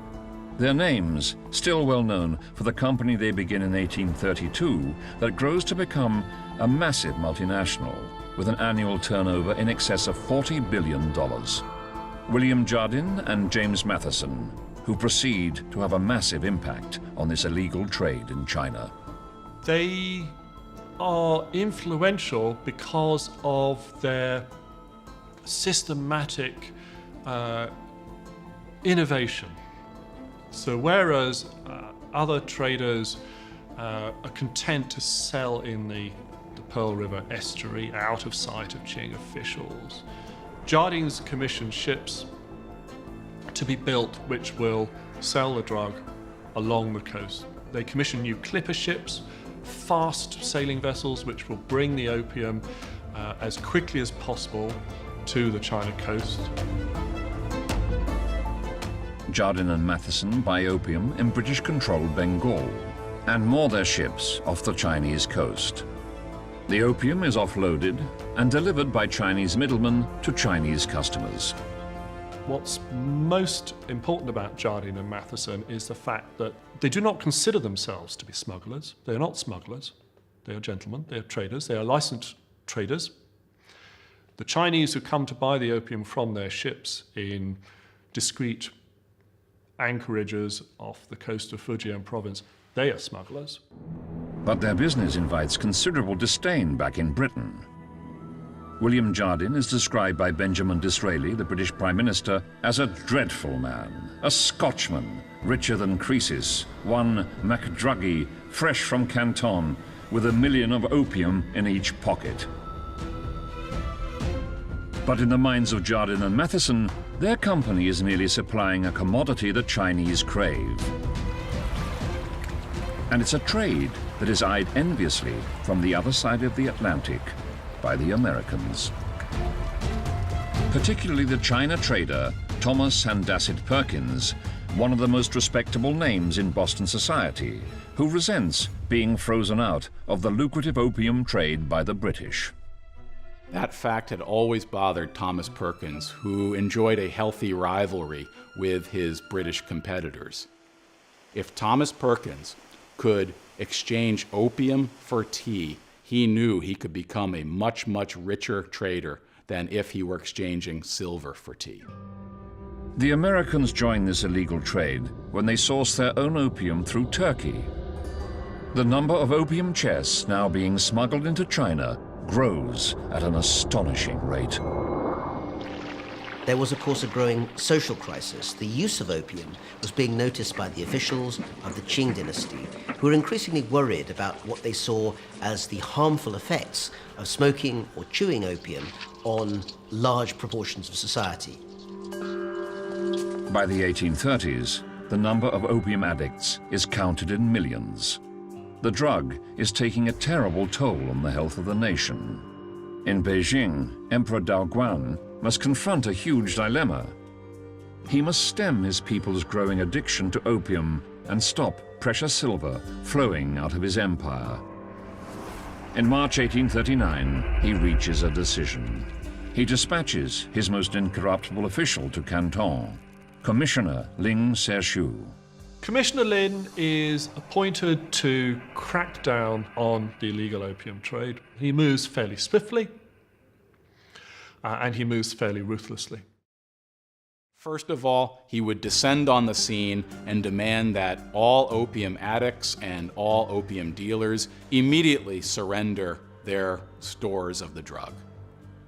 That was number one. Number two, he was lenient. As long as you complied with his wishes and gave up your opium, he would not penalize you at all. He might even help you get some assistance. However, if you did not surrender your opium, he would put you to death. Commissioner Lin arrests over 1,500 Chinese dealers and confiscates 70,000 opium pipes. He then demands that the British surrender their chests of opium. When they refuse, he blocks the Pearl River and confines all foreign merchants to their residences.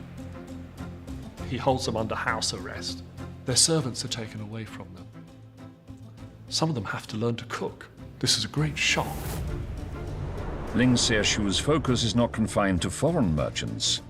He holds Canton's chief merchant to account for the rampant opium smuggling. Ho Kwa, in particular, being the chief home merchant for a long time, was under heavier scrutiny by the Qing court. So there are various rounds of assessment, financially and otherwise, that cost Ho Kwa and his family dearly. Hao Kwa lives under threat of beheading during this tense standoff.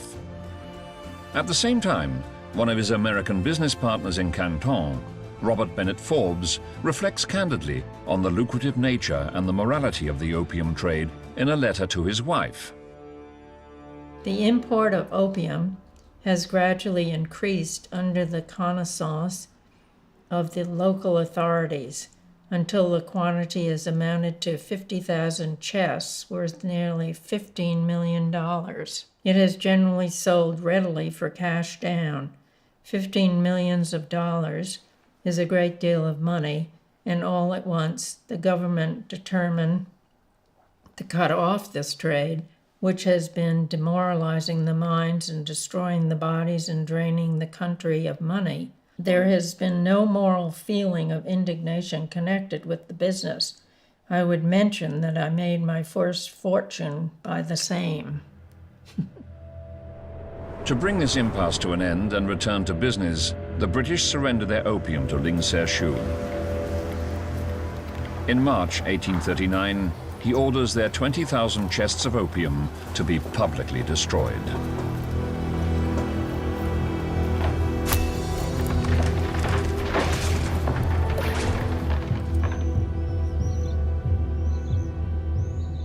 This就是林则徐硝烟池旧址。那么林则徐当年并不想在府门消化鸦片，他当时把收缴来的鸦片237万多斤鸦片，他想运到北京去。但是北京路途太遥远了，2万多箱鸦片，那么怕路上发生偷漏。那么道光皇帝呢就说你不要运来了，你直接在府门把它消化鸦片算了。然后消化鸦片的时候呢，你让当地的老百姓还有在广州做生意的一些外国人也请过来看。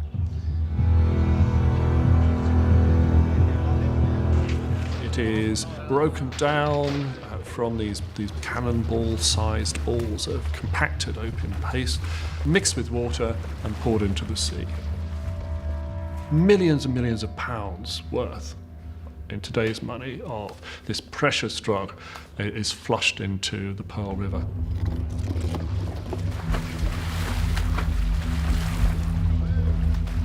Lin Zexu was, in a way, a kind, humane man. He realized that vast amounts of narcotics were heading into the water system. He gave a little prayer for the fish and the aquatic life so that they could survive the sudden influx of drugs into their environment. Then followed up with a letter to Queen Victoria, basically admonishing her for allowing her traders to come to China and sell this particular drug. So long as you tempt the people of China to buy it, you will be showing yourselves careless of the lives of others, indifferent in your greed for gain to the harm you do to others. Your Majesty must never again allow such a poison to exist in heaven or on earth. And he had thought, very much in the traditional Confucian way, that having been admonished, this foreign monarch would learn the error of her ways and the opium traders from Britain would stop. It turned out that was not at all the case.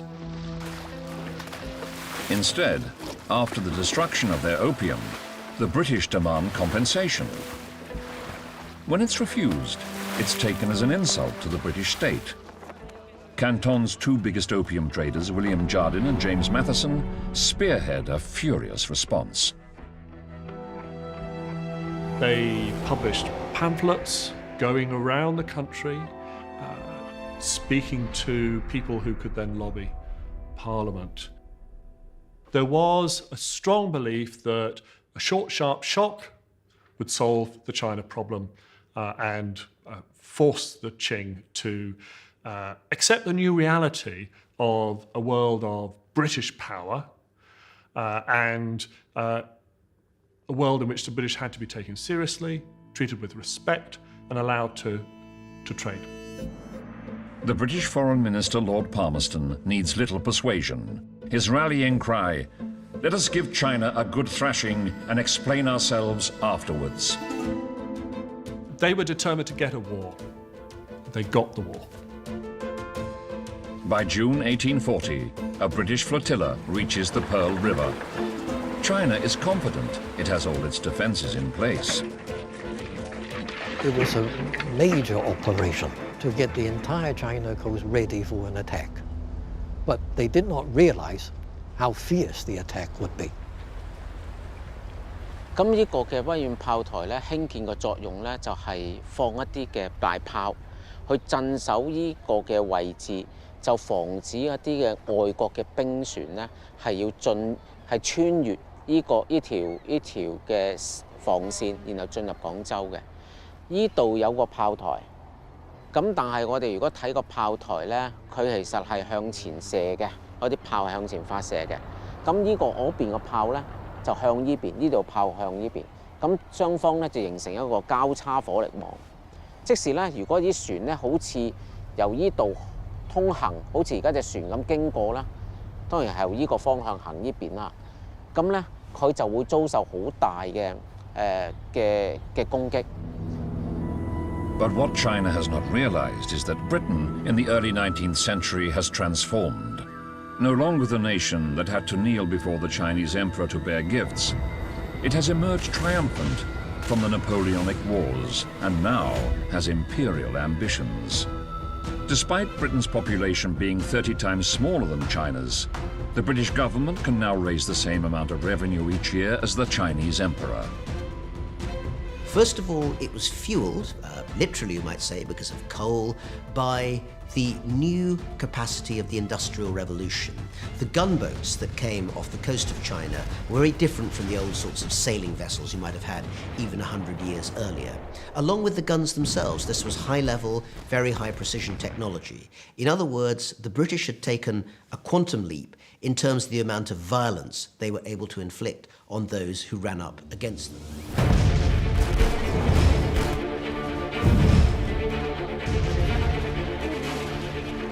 The key battleship, the Nemesis, almost won the Opium War single-handed. Could obviously travel against the wind, being steam-powered, could do all the things that the Chinese war junks couldn't do. It was really a technological mismatch as far as the Chinese were concerned. China's ports come under relentless attack. Its ships are hopelessly outgunned and outmaneuvered. The British enjoy as much of a technical advantage when the war reaches land. 英國人啦揸嘅武器啦，已經係用緊個瑞發槍，而甚至啦，仲有一個裝置咧，清軍係冇嘅，就係佢哋登陸嘅時候咧，佢哋係裝上刺刀嘅。咁所以咧個好處咧就係佢一路可以開槍，然後近距離嘅時候亦都可以用個刺刀，就好似一支矛咁樣處理。咁根據英國人留低嘅記錄咧，就當日嗰個嘅清軍係打得係好英勇嘅，甚至英國人亦都唔明白點解佢哋唔肯投降，佢哋寧願戰死啊！咁係死傷係好大嘅。China has lost the war and has no option but to negotiate a peace treaty. In 1842, they signed the Treaty of Nanking. It's a document which reflects how much China's world has changed. The British copy is here in the National Archives in London.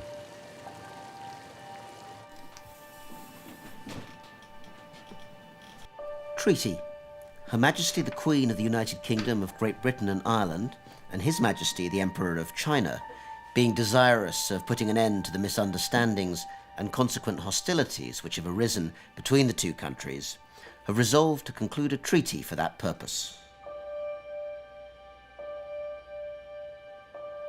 So, although the language of this treaty is warm and friendly, it's in fact a statement that from this point onwards, China is going to have to do what the British say.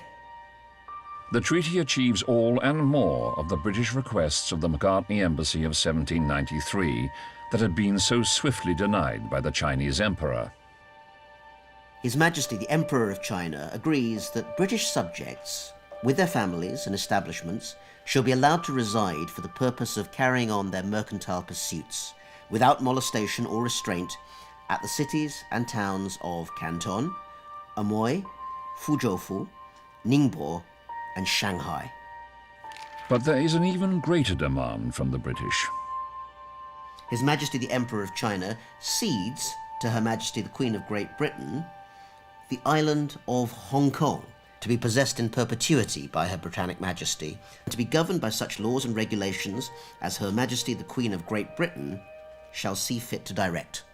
The Emperor of China, who until this point perhaps never really had to cede anything to anyone, is being told that under the influence of gunships, he is going to have to let the Queen of Great Britain, this far-off country, essentially take over, colonize part of his territory, this rather obscure little bit of southern China, an island called Hong Kong.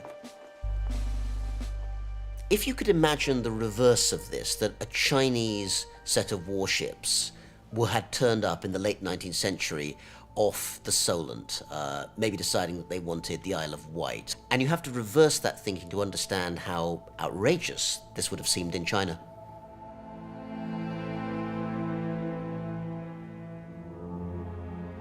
I think that the Treaty of Nanjing is one of the most important documents in Chinese history because it marks the beginning of a period that shapes Chinese thinking even today in the early 21st century.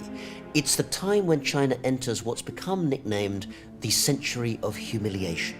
Being forced to sign this treaty, and they were forced, was essentially a sign that China could no longer decide on its own foreign relations. Instead, it could be ordered, it could be told how to relate to the outside world. And the memory of that humiliation has never gone away in China. China's fall is spectacular. The loss of the war is felt nationally and personally. It brings to an end the golden age of Canton and the rapid demise of its chief merchant and one-time richest man in the world, Hao Kuo. He dies in 1843, 1 year after the end of the Opium War. His son continues the business, but the vast fortune dwindles, and today, only the family name survives.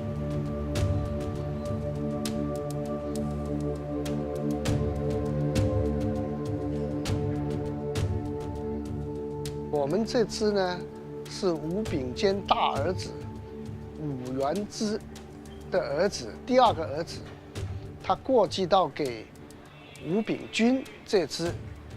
作为那个不能是这个吴后嘛，所以过继到这边做的。所以我既是吴秉坚的后人，也是吴秉钧的后人。这是武家吴秉坚，这支的武家花园。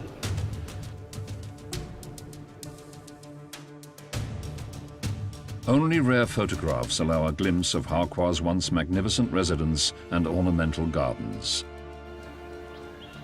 Today, almost nothing remains.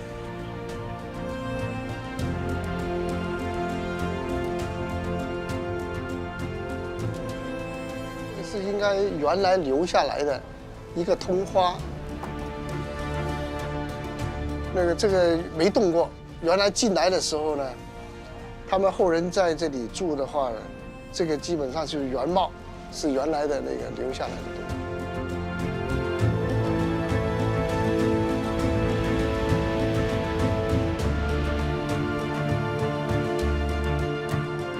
For the victors, the Opium War is transformative.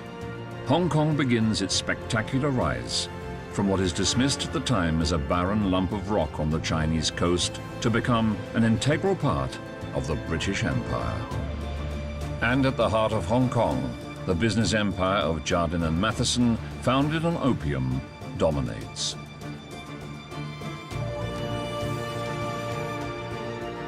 In less than 50 years, the silver that helped China dictate world trade has played a profound role in China losing its place as the world's leading economic power. China is now experiencing a harsh new reality. Opium triggers another disastrous war for China, and the country must witness the deliberate destruction of a masterpiece of Chinese civilization. The destruction of the Summer Palace was very much an act of punishment. It was designed absolutely to humiliate and lower the standing of the Qing court. China is then overwhelmed not just by Western powers, but also Japan. You see the gathering together of different imperial powers, all seeking a slice of China. But worse is to come when China's very existence is threatened. Many Chinese officials and observers think that, in fact, China faces national extinction. They talk about this, the threat of extinction.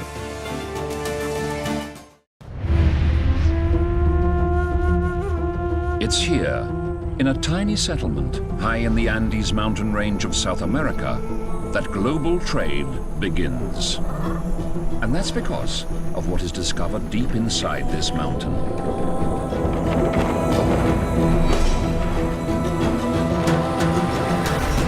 The purest silver the world has ever seen. It is 1581, and a buyer appears for this silver. 11,000 miles away, the Emperor of China, the most powerful man on earth, has decided that his people must now pay their tax in silver. This series explores how the world is transformed when the King of Spain's silver meets the tax demands of the Emperor of China. It's a remarkable story that witnesses how China came to dominate at the dawn of world trade over 400 years ago.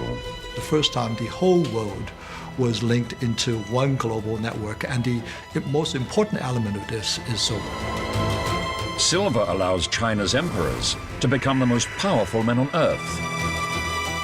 It's their demands for silver that are a catalyst for extraordinary wealth across the world. The impact on the world economy was amazing. Chinese craftsmen go on to create silverware of unparalleled skill and beauty that are coveted across the world. Already in the 18th century, people were admiring this fantastic work because the wire is so thin, it's like hair. China's silver trade drives the growth of some of the world's greatest cities: Boston, Hong Kong, Seville, and Shanghai. But it also sows the seeds of China's near destruction and leads to war with Western powers. The British were determined to get at war. They got the war. It's the time when China enters what's become nicknamed the Century of Humiliation, the period when China was not in control of its own external affairs. But China struggles to let go of its obsession with this precious metal. Only trust silver. It is almost like a religion in Chinese history. Silver is our gold in Chinese history. This series reveals how silver changes China's history and the history of the world. It's like holding a piece of history on your hand.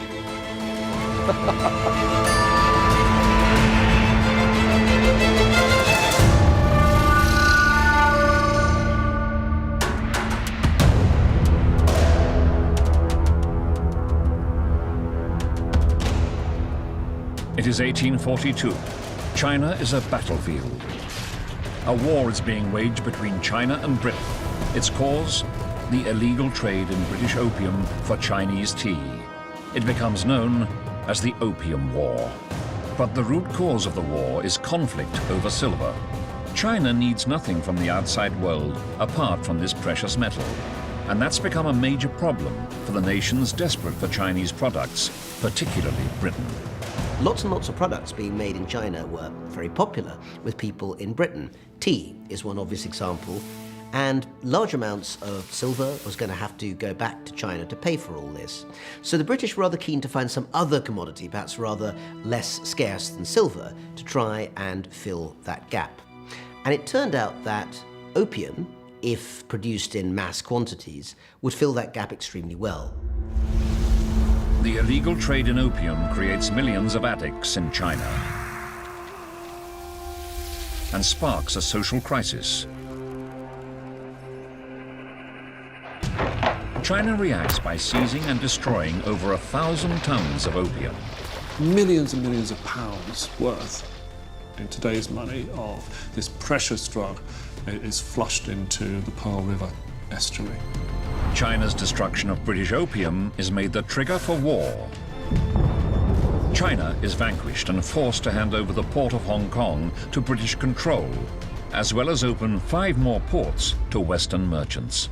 So China found itself forced by violence to sign treaties which essentially said that foreigners would have significant control from that moment onwards in terms of how China's trade and government would operate. Hard to believe today, but Hong Kong is dismissed at the time by Foreign Secretary Lord Palmerston as a barren piece of rock. However, British merchants see this deep-water port as an invaluable base where they can trade freely without Chinese interference. This is a Chinese export picture of Hong Kong Island, and it's looking across the harbour, which was really the chief reason why the British wanted to have Hong Kong. The merchants were optimistic. I think they felt that once they could establish themselves beyond the reach of the Chinese authorities, which is what Hong Kong represented, then trade would be unrestricted, and that many of the problems which they'd suffered would go away.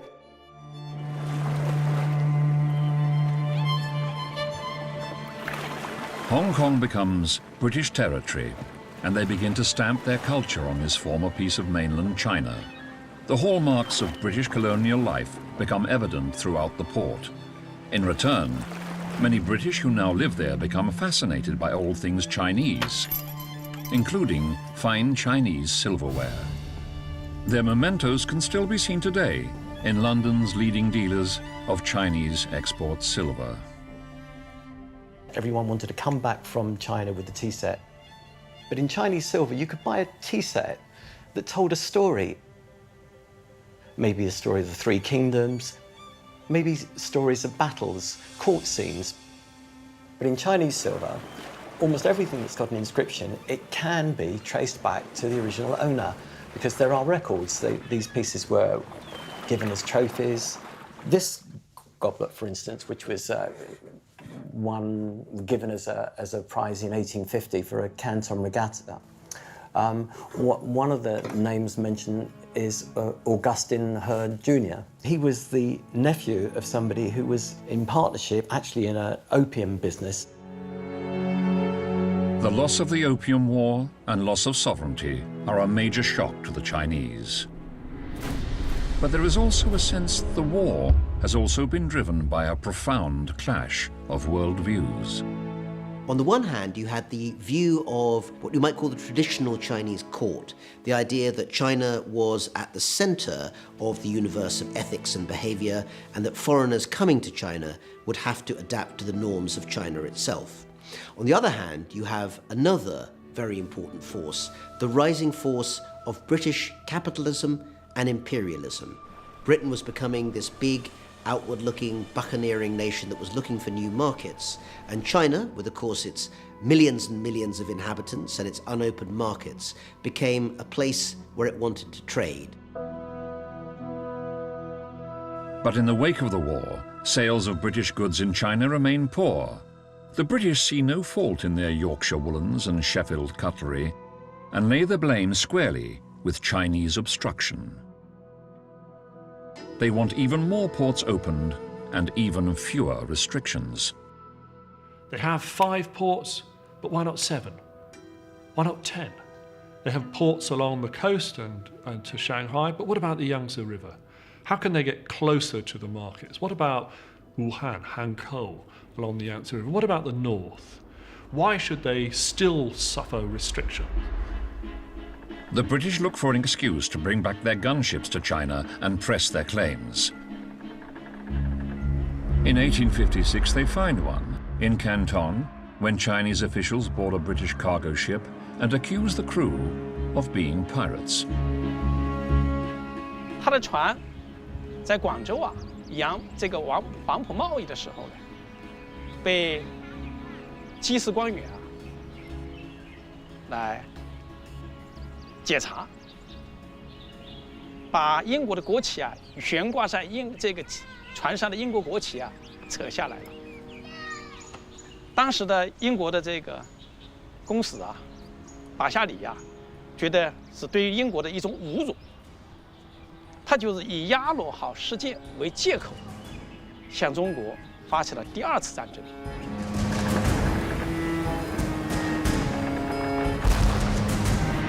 This time, it's not just the British fighting the Chinese. Other Western powers see an opportunity for gain and join the assault on China. You see the gathering together of different imperial powers all seeking a slice of China. So if the British come in, the French also come in too because they want to get more territory. The Russians, who are beginning to expand their empire, feel they can't be left out. And this means that during that time, you might say that the Second Opium War marks the moving into high gear of the European and Western powers in terms of trying to conquer parts of China. When a joint Anglo-French force captures Beijing in 1860, it commits a shocking act of cultural vandalism. They first loot, then set alight the Emperor's Summer Palace, a magnificent complex of buildings full of priceless artifacts. It takes 3,500 British troops to set the entire palace ablaze, and the massive fire lasts for 3 days. The palace is destroyed by order of the commander of the British military force, Lord Elgin. The destruction of the Summer Palace was very much an act of punishment. It was designed absolutely to humiliate and lower the standing of the Qing court at the time. Lord Elgin thought quite carefully about what gesture it was that they wanted to make, and in this particular case, they thought that something that really showed the Chinese elite, the court, that the civilization which they had built up so carefully and so thoughtfully could be destroyed so quickly would be a salutary lesson. China is also forced to pay war damages to the British with the very silver they've been determined to import. 10 million silver taels in war damages, in addition to 21 million silver dollars from the First Opium War, more than half of China's annual revenue. The treaties China is forced to sign fully legalize the opium trade, as well as opening 11 more ports to foreign trade, allowing merchants access deep into the country's interior. The British National Archives in London hold copies of the key peace treaties, but it also holds a letter from the younger brother of the Emperor, Prince Kung, to Lord Elgin, which mournfully acknowledges Chinese defeat. This essentially is a letter which you might almost say is the opening up of China to the wider Western world. I do wonder how Prince Kung, as a noble and high official of the Qing dynasty, must have felt authorizing this letter. He was sending it not just to anyone, but to Lord Elgin, the British official who represented a country which had essentially brought China to a position of submission, and along the way had of course destroyed the Summer Palace. I think Prince Kung would have sent this letter out with a pretty heavy heart.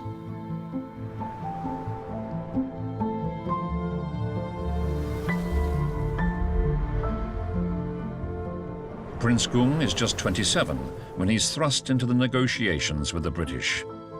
He is high-born and influential, but new to this world of international diplomacy. Prince Kung was a very interesting guy. He was considered the most westernized and enlightened Manchurian royal in his age. The first time the Westerners, the British, saw him, on his right hand it was a glass of cognac. On his left-hand side was a cigar. Prince Gung knows his country is close to collapse. Foreign troops are in Beijing, and China is in a bloody revolt. It has never been so vulnerable. The truth was cruel. China lost. And China had to play a catch-up game for the whole 20th century. Prince Gung sets about a mission to transform China from victim to victor. It is called the self-strengthening movement. 洋务运动的背景当然是中国在面对西方的和西方发生冲突的时候，那中国人就会觉得这是数千年未有之变局，就会在思考我们究竟输在什么方面。那他们其中的一种想法就觉得可能输在技术方面。那我们洋务运动的一个本质思想其实之一就是说，我们去学习西方的技术，然后就可以赶超他们。 Although sophisticated in terms of its high culture and its artisan crafts, China, in the middle of the 19th century, must make up vast ground lost to its industrial rivals. China lagged behind in steam power, talking in terms of the Industrial Revolution. We had no idea that a steam engine ran on steam. If you think about it, you haven't seen how a steamboat works. How do you know it ran on steam? You thought it ran on fire, which was exactly what they did. Prince Gung immediately focuses on modernizing China's defenses that were so easily crushed during the Opium Wars. We have the creation of a new armed division, which are armed with Western weapons. You have the building of naval dockyards. There are moves towards establishing mines, as well as bringing steam vessels to replace old Chinese sailing junks. So all this is happening actually quite quickly and quite successfully. Gung and his self-strengthening movement need silver to finance their reforms. Taxing China's foreign trade will supply him with vital funds. That leads him to one extraordinary institution. The Imperial Maritime Customs Service was one of the oddest but most interesting organizations to exist in China through the mid-19th to mid-20th century. It served the Chinese government, bringing in tax revenue from tariffs, goods charged on goods being imported into China. But it wasn't run by the Chinese, it was run by the British throughout almost all of that time. The British introduce a system of uniform custom tariffs for the first time in Chinese history, which has immediate benefits for international trade. The Maritime Customs provided China with a very standard and national service. What does that mean? So any foreign merchant can ship their products to Shanghai or any other custom house, and they could speak English to talk to the local officials, to local commissioners. So there was a very reliable tariff protocol and a totally modern harbor management for them to do their business. Then in 1863, it is Prince Gung who makes the Maritime Customs Service's most significant appointment, a man that shares his ambitions to modernize China. His name is Robert Hart, a brilliant young Irishman who has been in China working as an interpreter and diplomat since 1854. Hart has quickly formed a deep empathy for China that becomes a feature throughout the 77 volumes of his diaries that he keeps faithfully for 40 years. They are now kept in Queen's University, Belfast. I am on the Chinese side, and I will help them to the best of my abilities. And I don't care who knows what I do or what I say. But I think that sympathy he had for China that comes through his diaries so very clearly. He loved to learn Chinese. That's one very important thing. And then he forced all his subordinates to learn Chinese as well. He was interested in all sorts of different topics of Chinese medicine, music, arts, all sorts of things. In heart, Prince Gung has now added a vital foreign partner to his circle of modernizers, all of them determined to re-strengthen China. Prince Dong called him our heart, means Prince Dong saw him as a real friend. For Prince Gung, the maritime customs under Heart is providing far more than just revenue. It would create a translator's college, which was really meant as the office that would train China's diplomats. It would also light China's coast, all the lighthouses, all this facilitating of navigation. It had a huge role in that. It would build about 26 custom houses. And my two favorite ones are the one in Urumqi, which is really in Central Asia, and it must be the maritime custom house furthest away from any bit of sea anywhere in the world. And the other one is the Yadong custom house, which is in Tibet, which again must be the custom house highest in the world, and again very far away. And for the Qing dynasty, by having these custom houses in Urumqi and in Tibet, these were markers of Qing territory. How clever. It would end up collecting about 30, 40, 50% of taxes available to the Chinese state. Huge significance. Under Hart's stewardship, the maritime customs revenue increases from 8 million silver taels in 1865 to over 14 million taels 20 years later. Well over $1 billion in today's money. By 1893, maritime customs are providing a fifth of government income. It became the biggest, maybe the most important financial pillar of the Chinese government, because it was it has very, very little corruption, much more efficient and effective.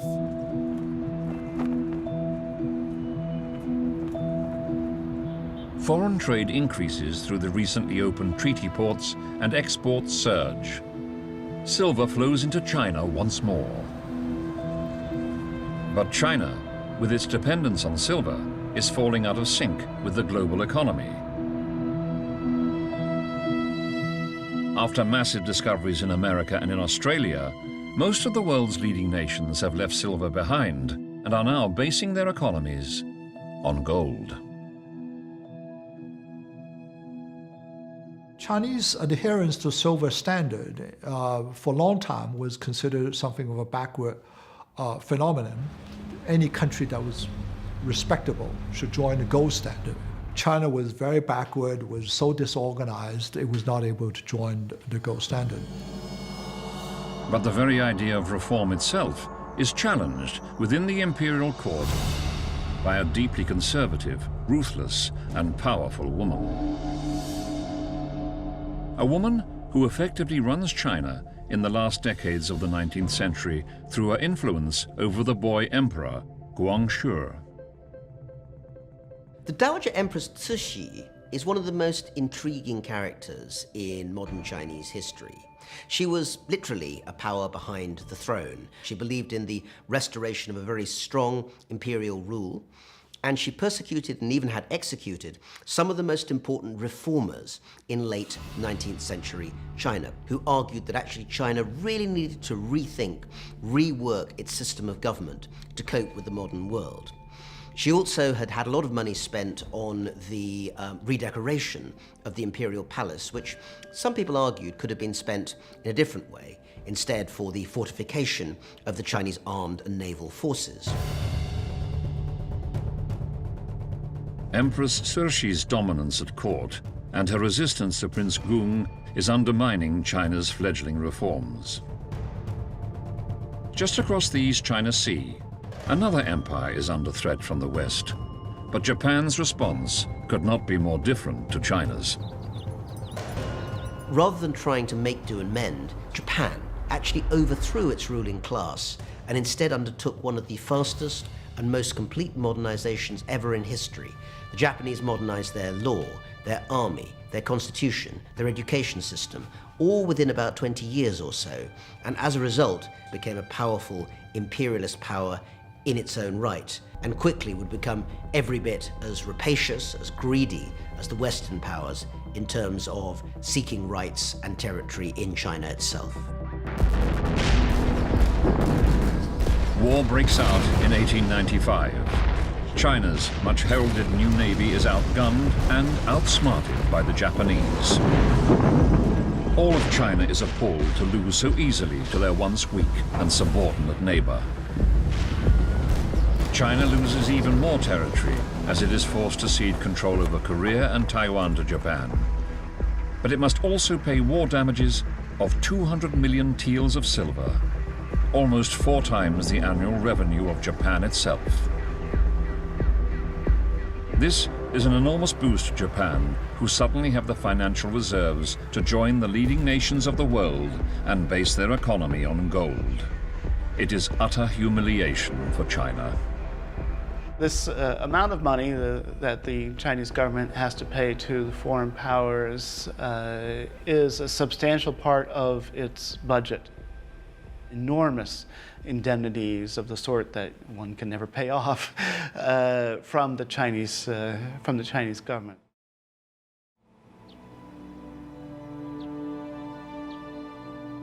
In order to pay its mounting war debts, China must borrow massive amounts of money.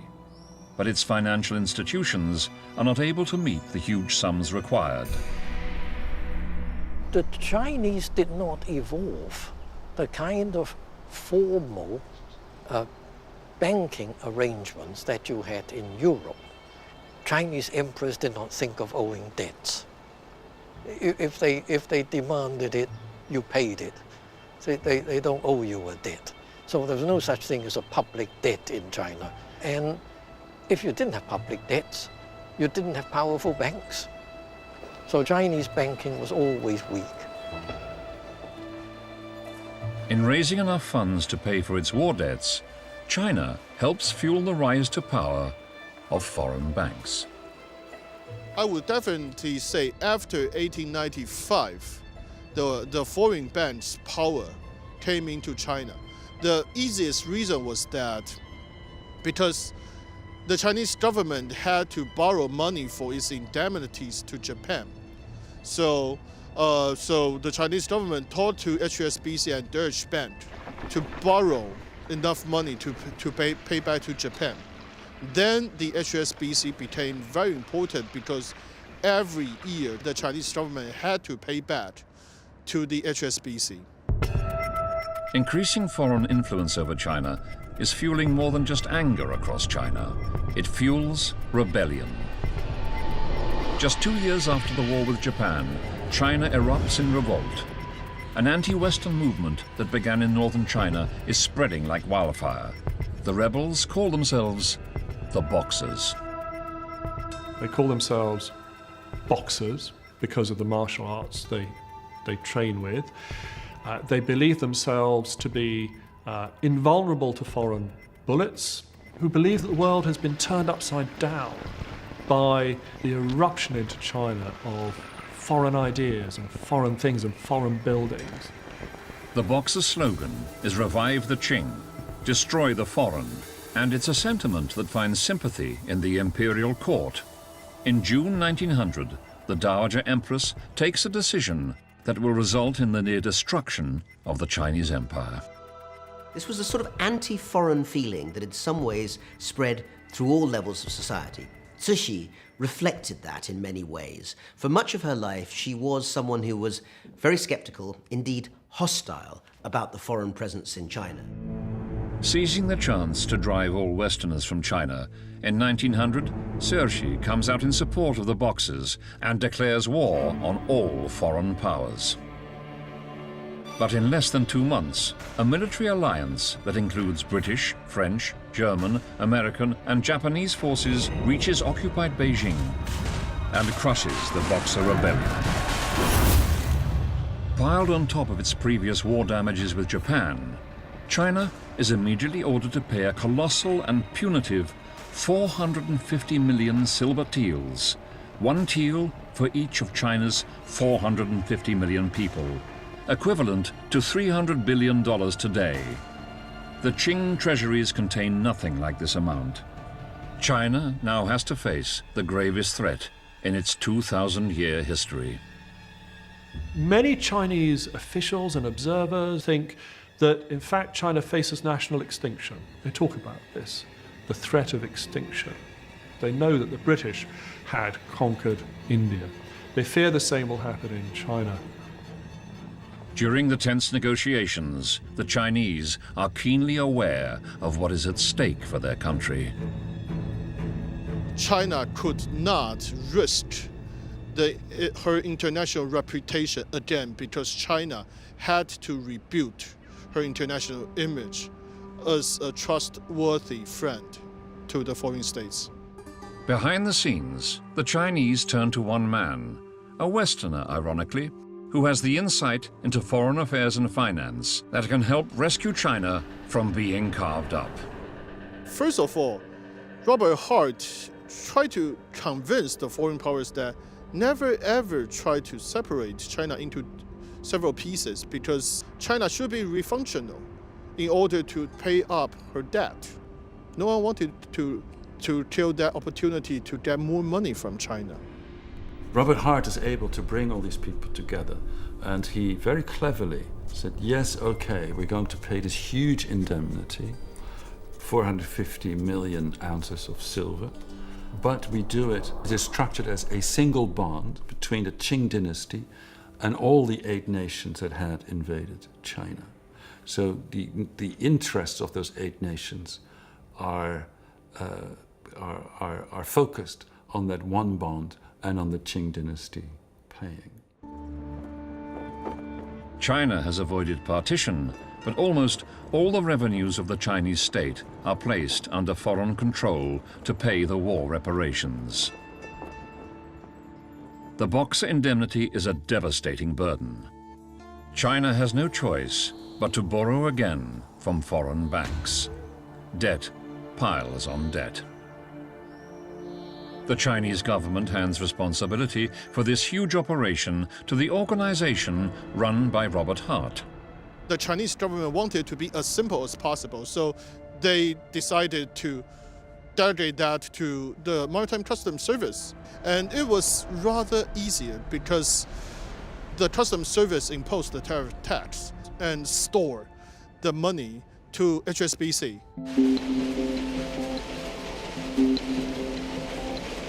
China has been reduced from an economic superpower to subordinate in less than a century. I think by the 1850s, 1860s, China's GDP was still about 30% of world GDP, and by the end of the century, it's 6%. So it's an absolute decline, really. It's an absolute decline also in living standards. From once sitting at the peak of world trade, China is now struggling to function as a state, and its institutions are chronically weak. Desperate last-gasp attempts to modernize fail in the face of rising discontent. China's people begin to lose faith in their rulers, and in 1911, the emperor is overthrown by revolutionaries led by Sun Yat-sen. The silver that helped make China the richest nation in the world is also responsible for bringing 2 dynasties to its knees. The fall of the Qing dynasty and the fall of the Ming dynasty 250 years before it can both be traced back to the kingdom's complex relationship with this white metal.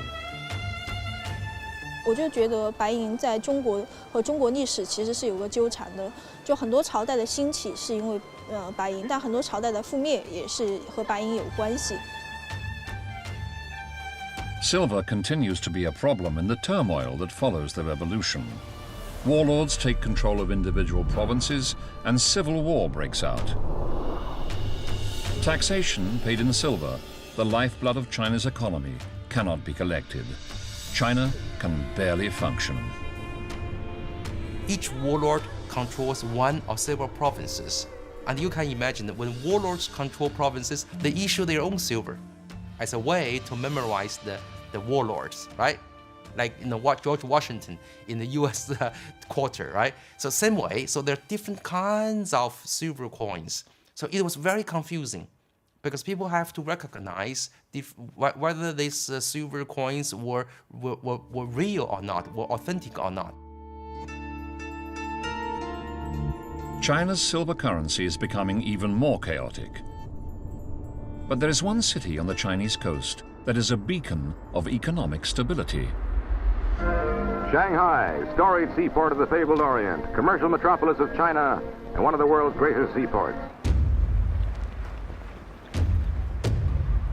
上海在19世纪的40年代，就已经对海外开放了。他西方人可以在上海合法的居住、经商的这样一个城市。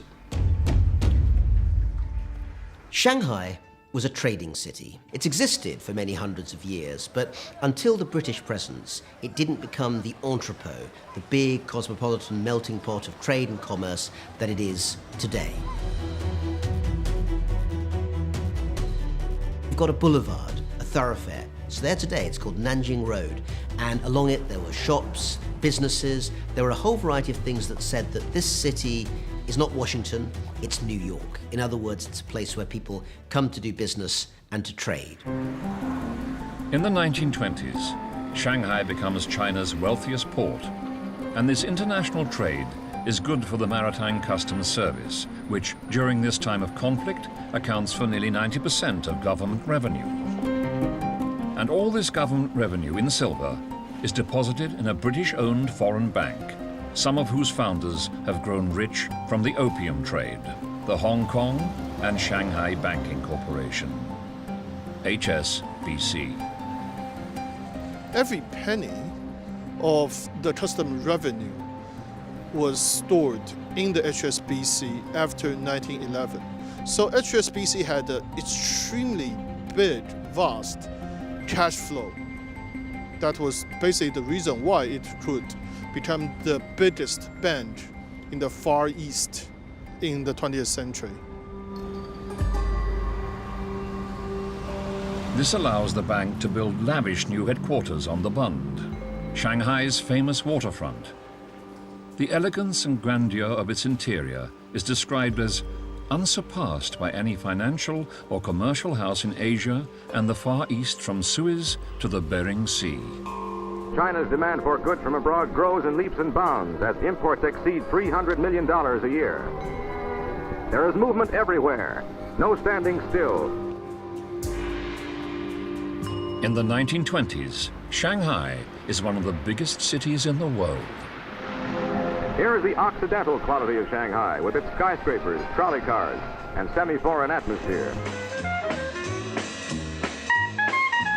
Shanghai is known as the Paris of the East, and the Chinese embrace the spirit of the age.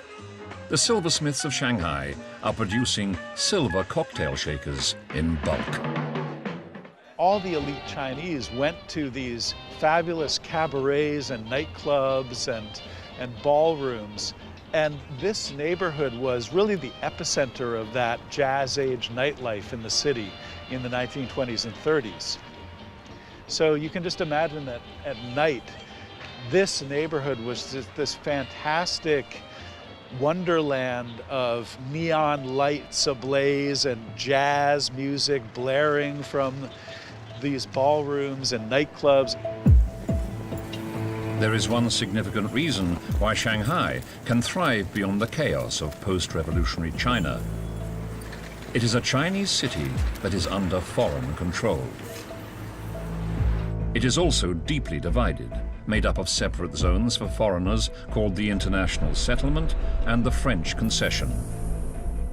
All of the 35,000 Europeans who lead a privileged life in prosperous Shanghai are exempt from the laws of China. Western residents will only observe Western law, which means they won't, in what's still Chinese territory, practice Western legal system and legal rules.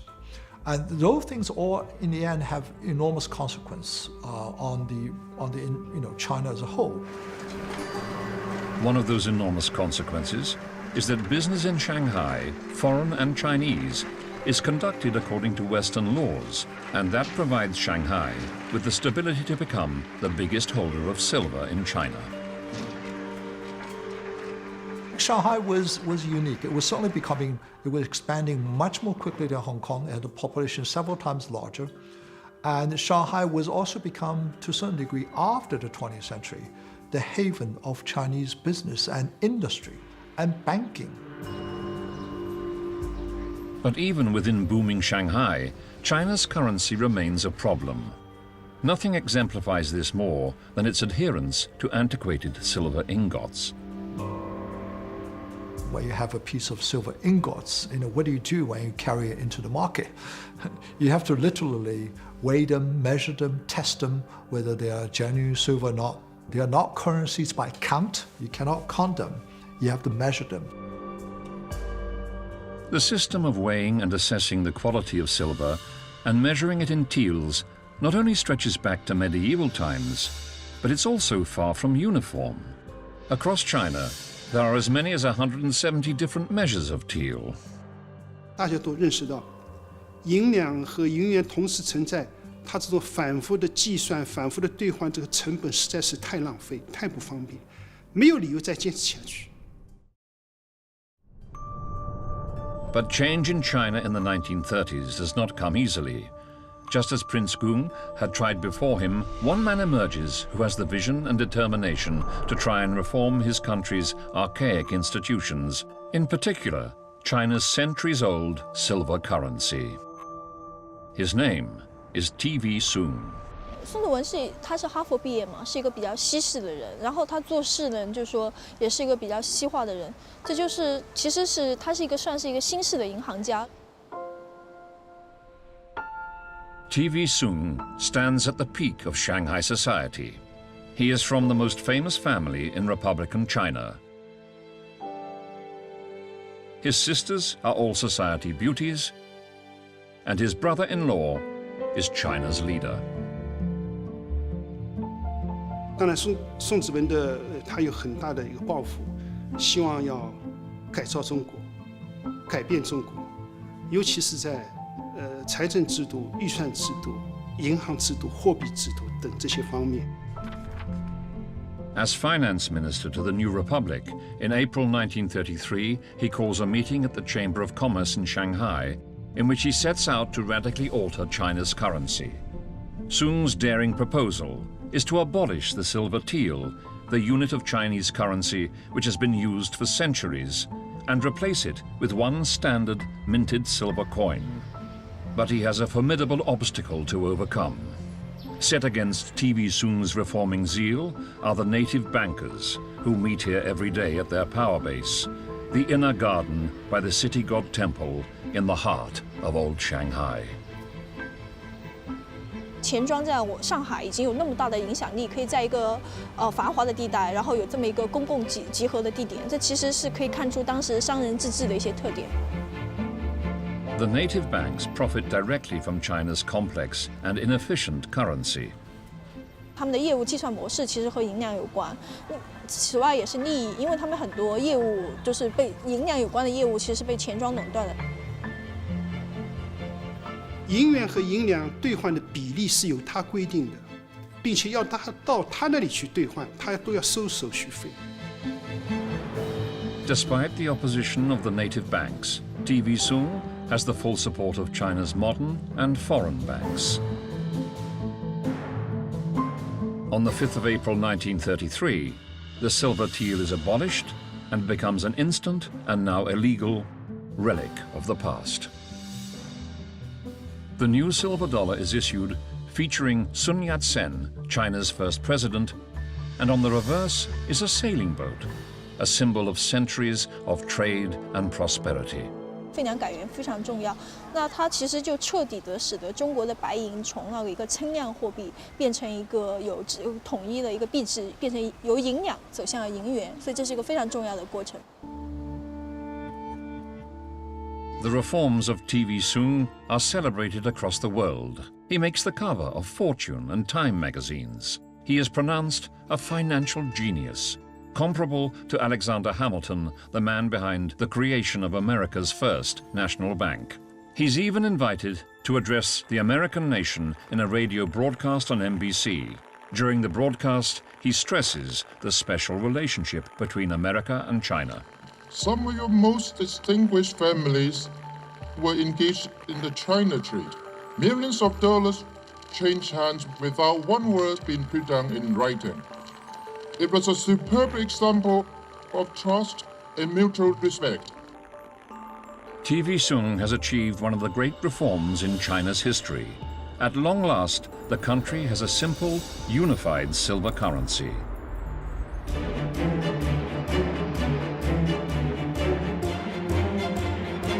The tremendous crowds which you see gathered outside the stock exchange are due to the greatest crash in the history of the New York Stock Exchange in market prices. But almost immediately, a global financial crisis will finally bring an end to China's entanglement with silver, the Great Depression. But surprisingly, during this profound shock to global capitalism, China's use of silver initially gives the country an unexpected benefit. The world was in recession in the early 1930s because of the stock market crash of 1929, right? And also Germany was in trouble, right? Because of it, China was effectively, under nationalist government, was using one currency, which is silver, which was losing value against most other currencies. So Chinese money was cheap. Other people's money was expensive. So Chinese goods appeared to be cheap because Chinese goods were denominated in silver partially, right? So Chinese goods became cheap.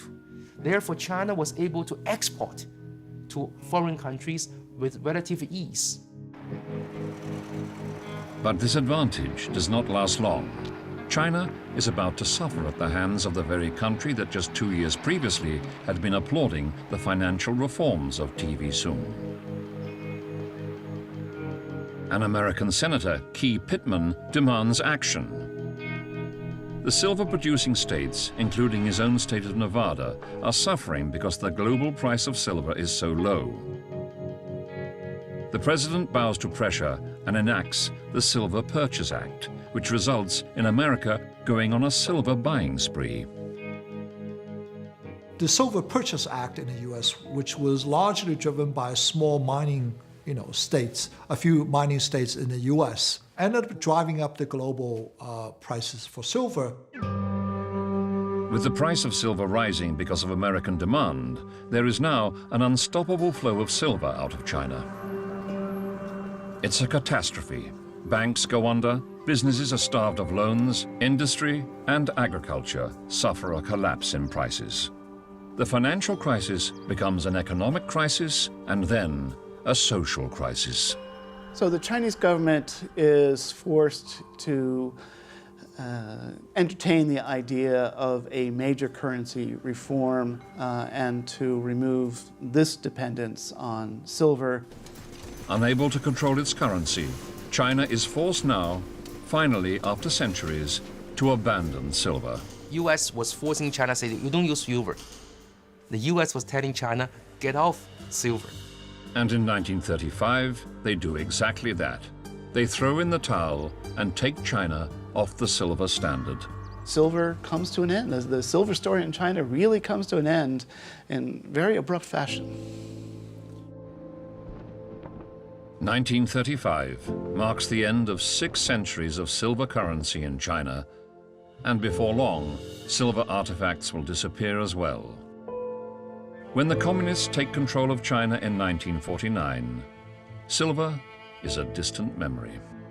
That is, until a chance discovery 20 years later in this mansion on America's East Coast.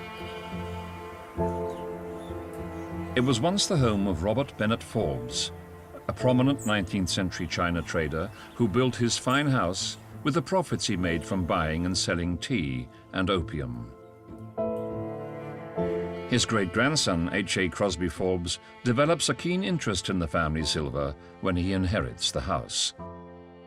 Crosby was interested in so many different things, but certainly one of his greatest passions was the subject of Chinese export silver. This was a subject that really had been primarily forgotten in the 20th century. Crosby really began looking at this subject critically decades before almost anyone else did. In 1975, Crosby Forbes publishes Chinese Export Silver. It is the first scholarly work on the subject. The study of one silver artifact illustrates how neglected this unique Chinese craft has become.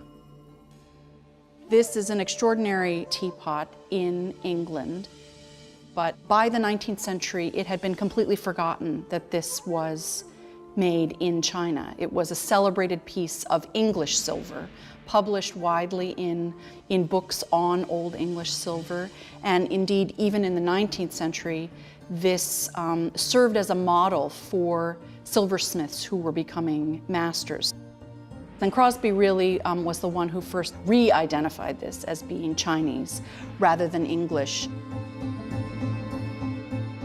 Today, more than 40 years after Crosby Forbes' work shed light on an exquisite but forgotten Chinese craft, export silver is now returning to modern China.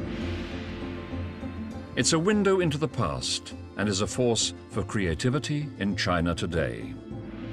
Alan Chan is an artist and one of Hong Kong's leading designers. I collected because I find a certain kind of beauty that is beyond comparison, because I think this export silver carry a bit of cultural history. This has been used as an eyeglass case. So the entire composition inspired me as a graphic designer. I think the way the bamboo leaves go together with the calligraphy, this could be a cover design for a book, this could be inspiration for a manual cover. This is wonderful. It's amazing because this is a sort of pepper set, you know. You put a condiment here, you can put your toothpicks here. It's a beautiful conversation piece to put on top while you're having dinner, you know. They used this as a business card holder over 100 years ago. So that means they're already using business card over 100 years ago in China. I find it always hard to believe how on earth they can come up with such an intricate design and also craftsmanship.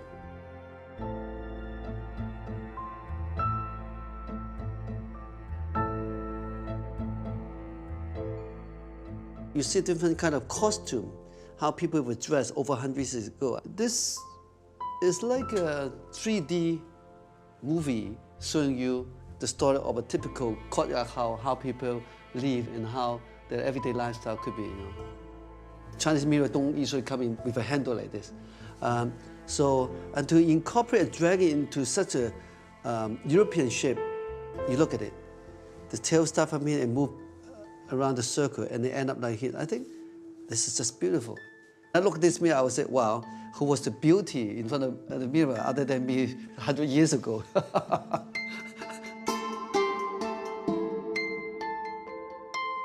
In past centuries, silver demonstrated China's economic might, and it still does today in the country's highest diplomatic courts.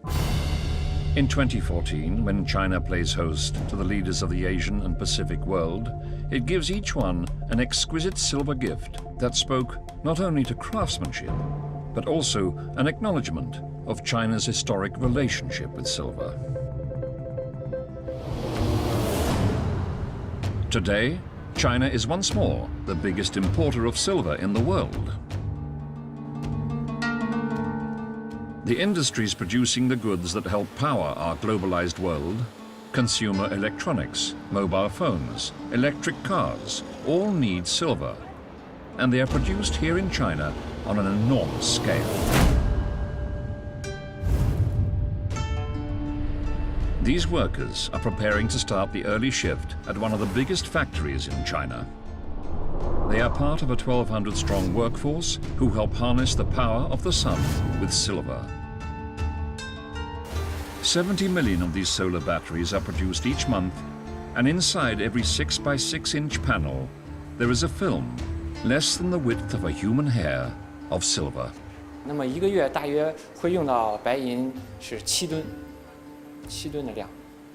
因为这个银呢，它具有良好的这种导电性，还有稳定性，所以呢，它是太阳电池，特别是晶体硅太阳电池中首选的这种电极材料。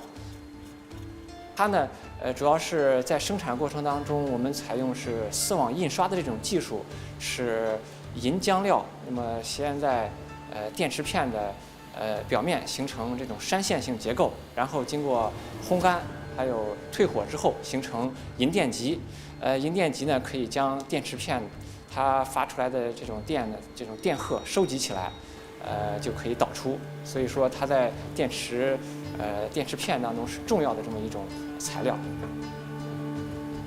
太阳发电是我们现在目前正在建设的这种安全的、这种高效的、这种现在可持续发展的这种现代能源体系的重要的一部分。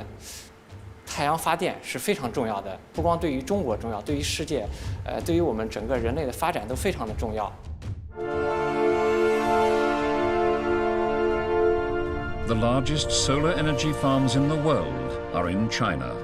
They consume the world's silver to help power the country's relentless industries, whose output seems to be unstoppable, but in constant need of new markets. The Chinese economy now is already the largest in terms of its production of real goods. Goods you can touch, like clothing, like cameras, like TV sets, right? It is already 27% bigger than the US economy in terms of producing real goods. In this regard, the Chinese economy is no different from the British economy in the early days, in the early 19th century, right? So the Chinese businesses would want to expand. The skylines of modern China testify to its economic dominance and its seemingly endless potential. But modern China allows the world to once again see what this country has always been. For most of human history, China has represented the world's foremost economic power. Really, if you look at it, China had just napped for a little bit in the 19th century. There's Napoleon's very famous phrase, when China, awakens, the world will tremble. China heralded globalization by throwing in its lot with silver in 1581. It triggered a new epoch in world history with its need for this precious metal. Today, money has many forms, and most transactions are electronic. But in the Chinese language, the character for money says silver, and the characters for bank says silver shop. Pointed reminders of how central silver was for centuries in shaping China's economy and how it shaped the rest of the world. 也许我们今天不再用白银，但是和白银有关的记忆、教训，其实都还在我们生活当中、生活周围，只是看不见而已。所以我觉得，如果谁违背了这一点，不能从白银的故事中吸取教训的话，谁都会付出代价。